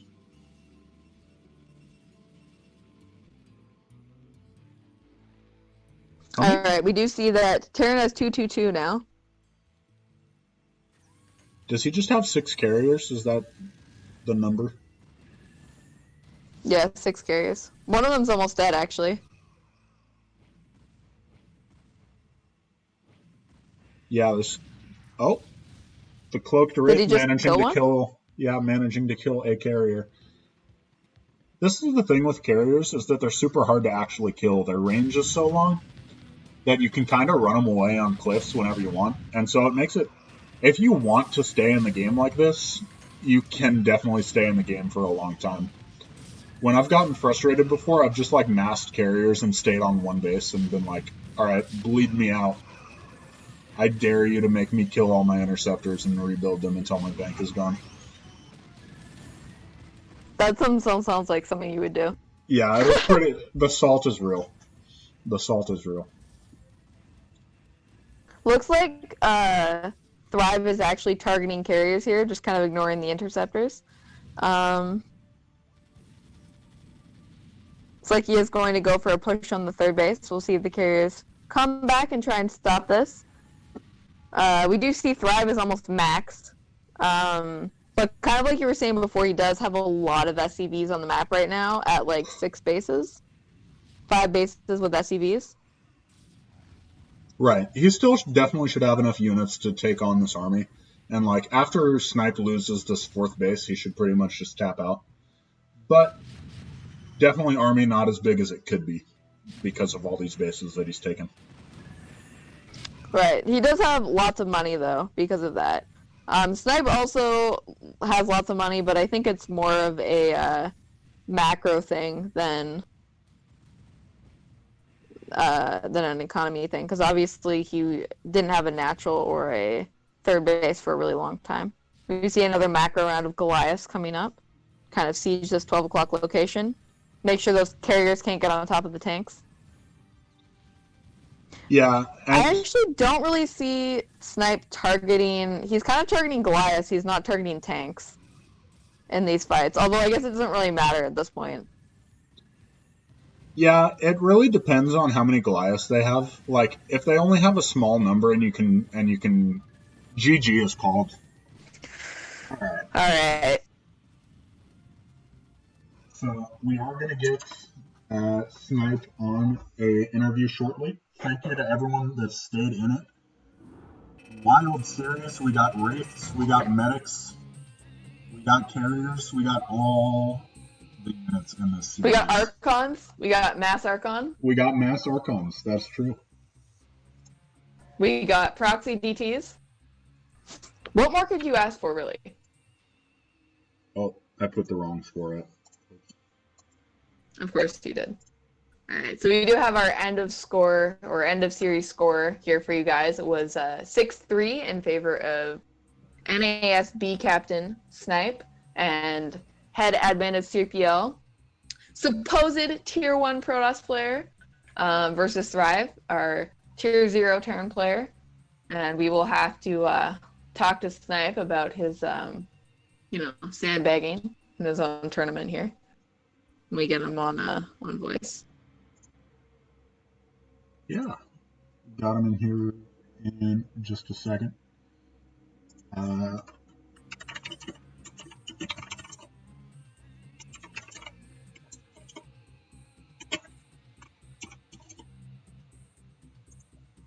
Yo. All right, we're gonna have Snipe pop in here. Hello. Hello. Hello. All right, congratulations on your win in this best of 9 end of world series 6-3. How are you feeling? Tired? It was a long series. It was a long series. It's definitely our longest series that we've casted so far. Lots of macro games. Can you talk a little bit about how you prepared for this series? Because I know that you for sure had a plan for every map and definitely did at least one run through of these strategies. Yeah, pretty much. I didn't have a ton of time to prepare, honestly, because I was doing CPL stuff. But no, I just picked a couple of strategies, went through and like, okay, what's good on what map, and I'll give it a shot.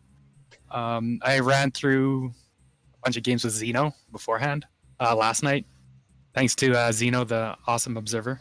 Yeah, he played 9 games with me, and I tried all 9 strategies against him last night. So there we go. Right, yeah. Zeno really making this all possible, as you see. Practice partner and observer. I was actually kind of wondering about your strategies, though. Like, you did seem to have, I guess, a fair amount of rushes planned that turned into macro games, but I was kind of curious if you thought at all about the stamina of playing all 9 games when you were choosing your strategies. Somewhat. That's why I kind of had a couple of rushes. I'm like, well, I'm going to either die or kill him, so we can get through some of these games a little bit quicker. But, yeah, like you said, it didn't really work out that way for most of them. But, no. It was a good series overall. Well played by my opponent, I would say, for sure. They were tough games. Yeah. Yeah, and so are we going to see your promotion to Tier 0 now that you've beaten a Tier 0 Terran player? 6-3 in a very commanding fashion. I don't know about that. There was an awful lot. There was an awful lot of complaining.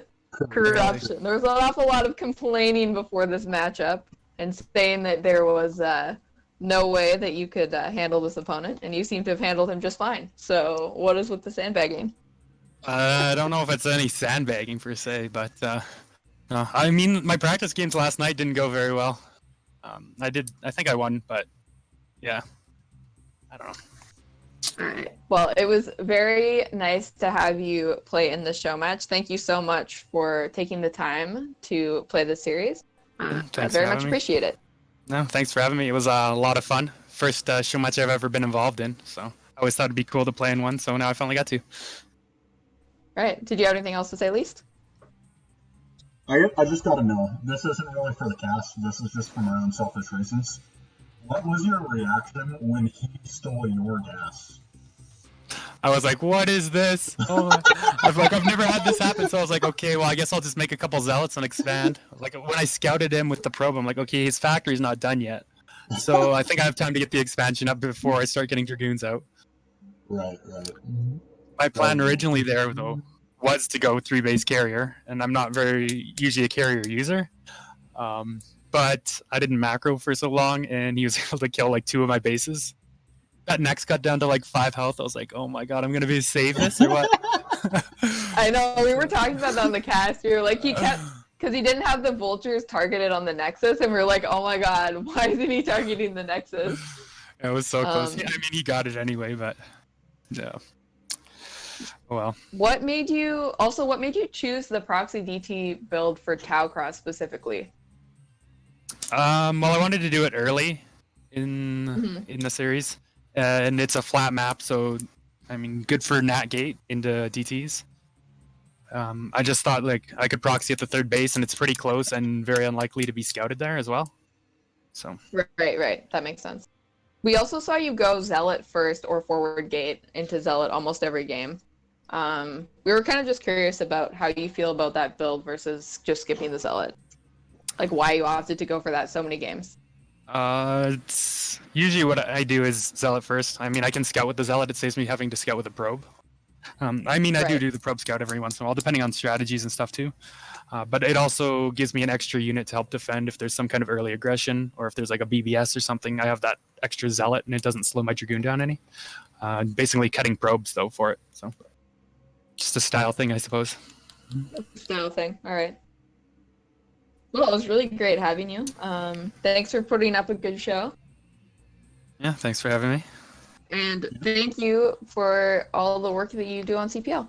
I'm sure everyone here and everyone in the chat really appreciates that. We're all enjoying the league right now, especially seeing as how it is booming because of the coronavirus crisis.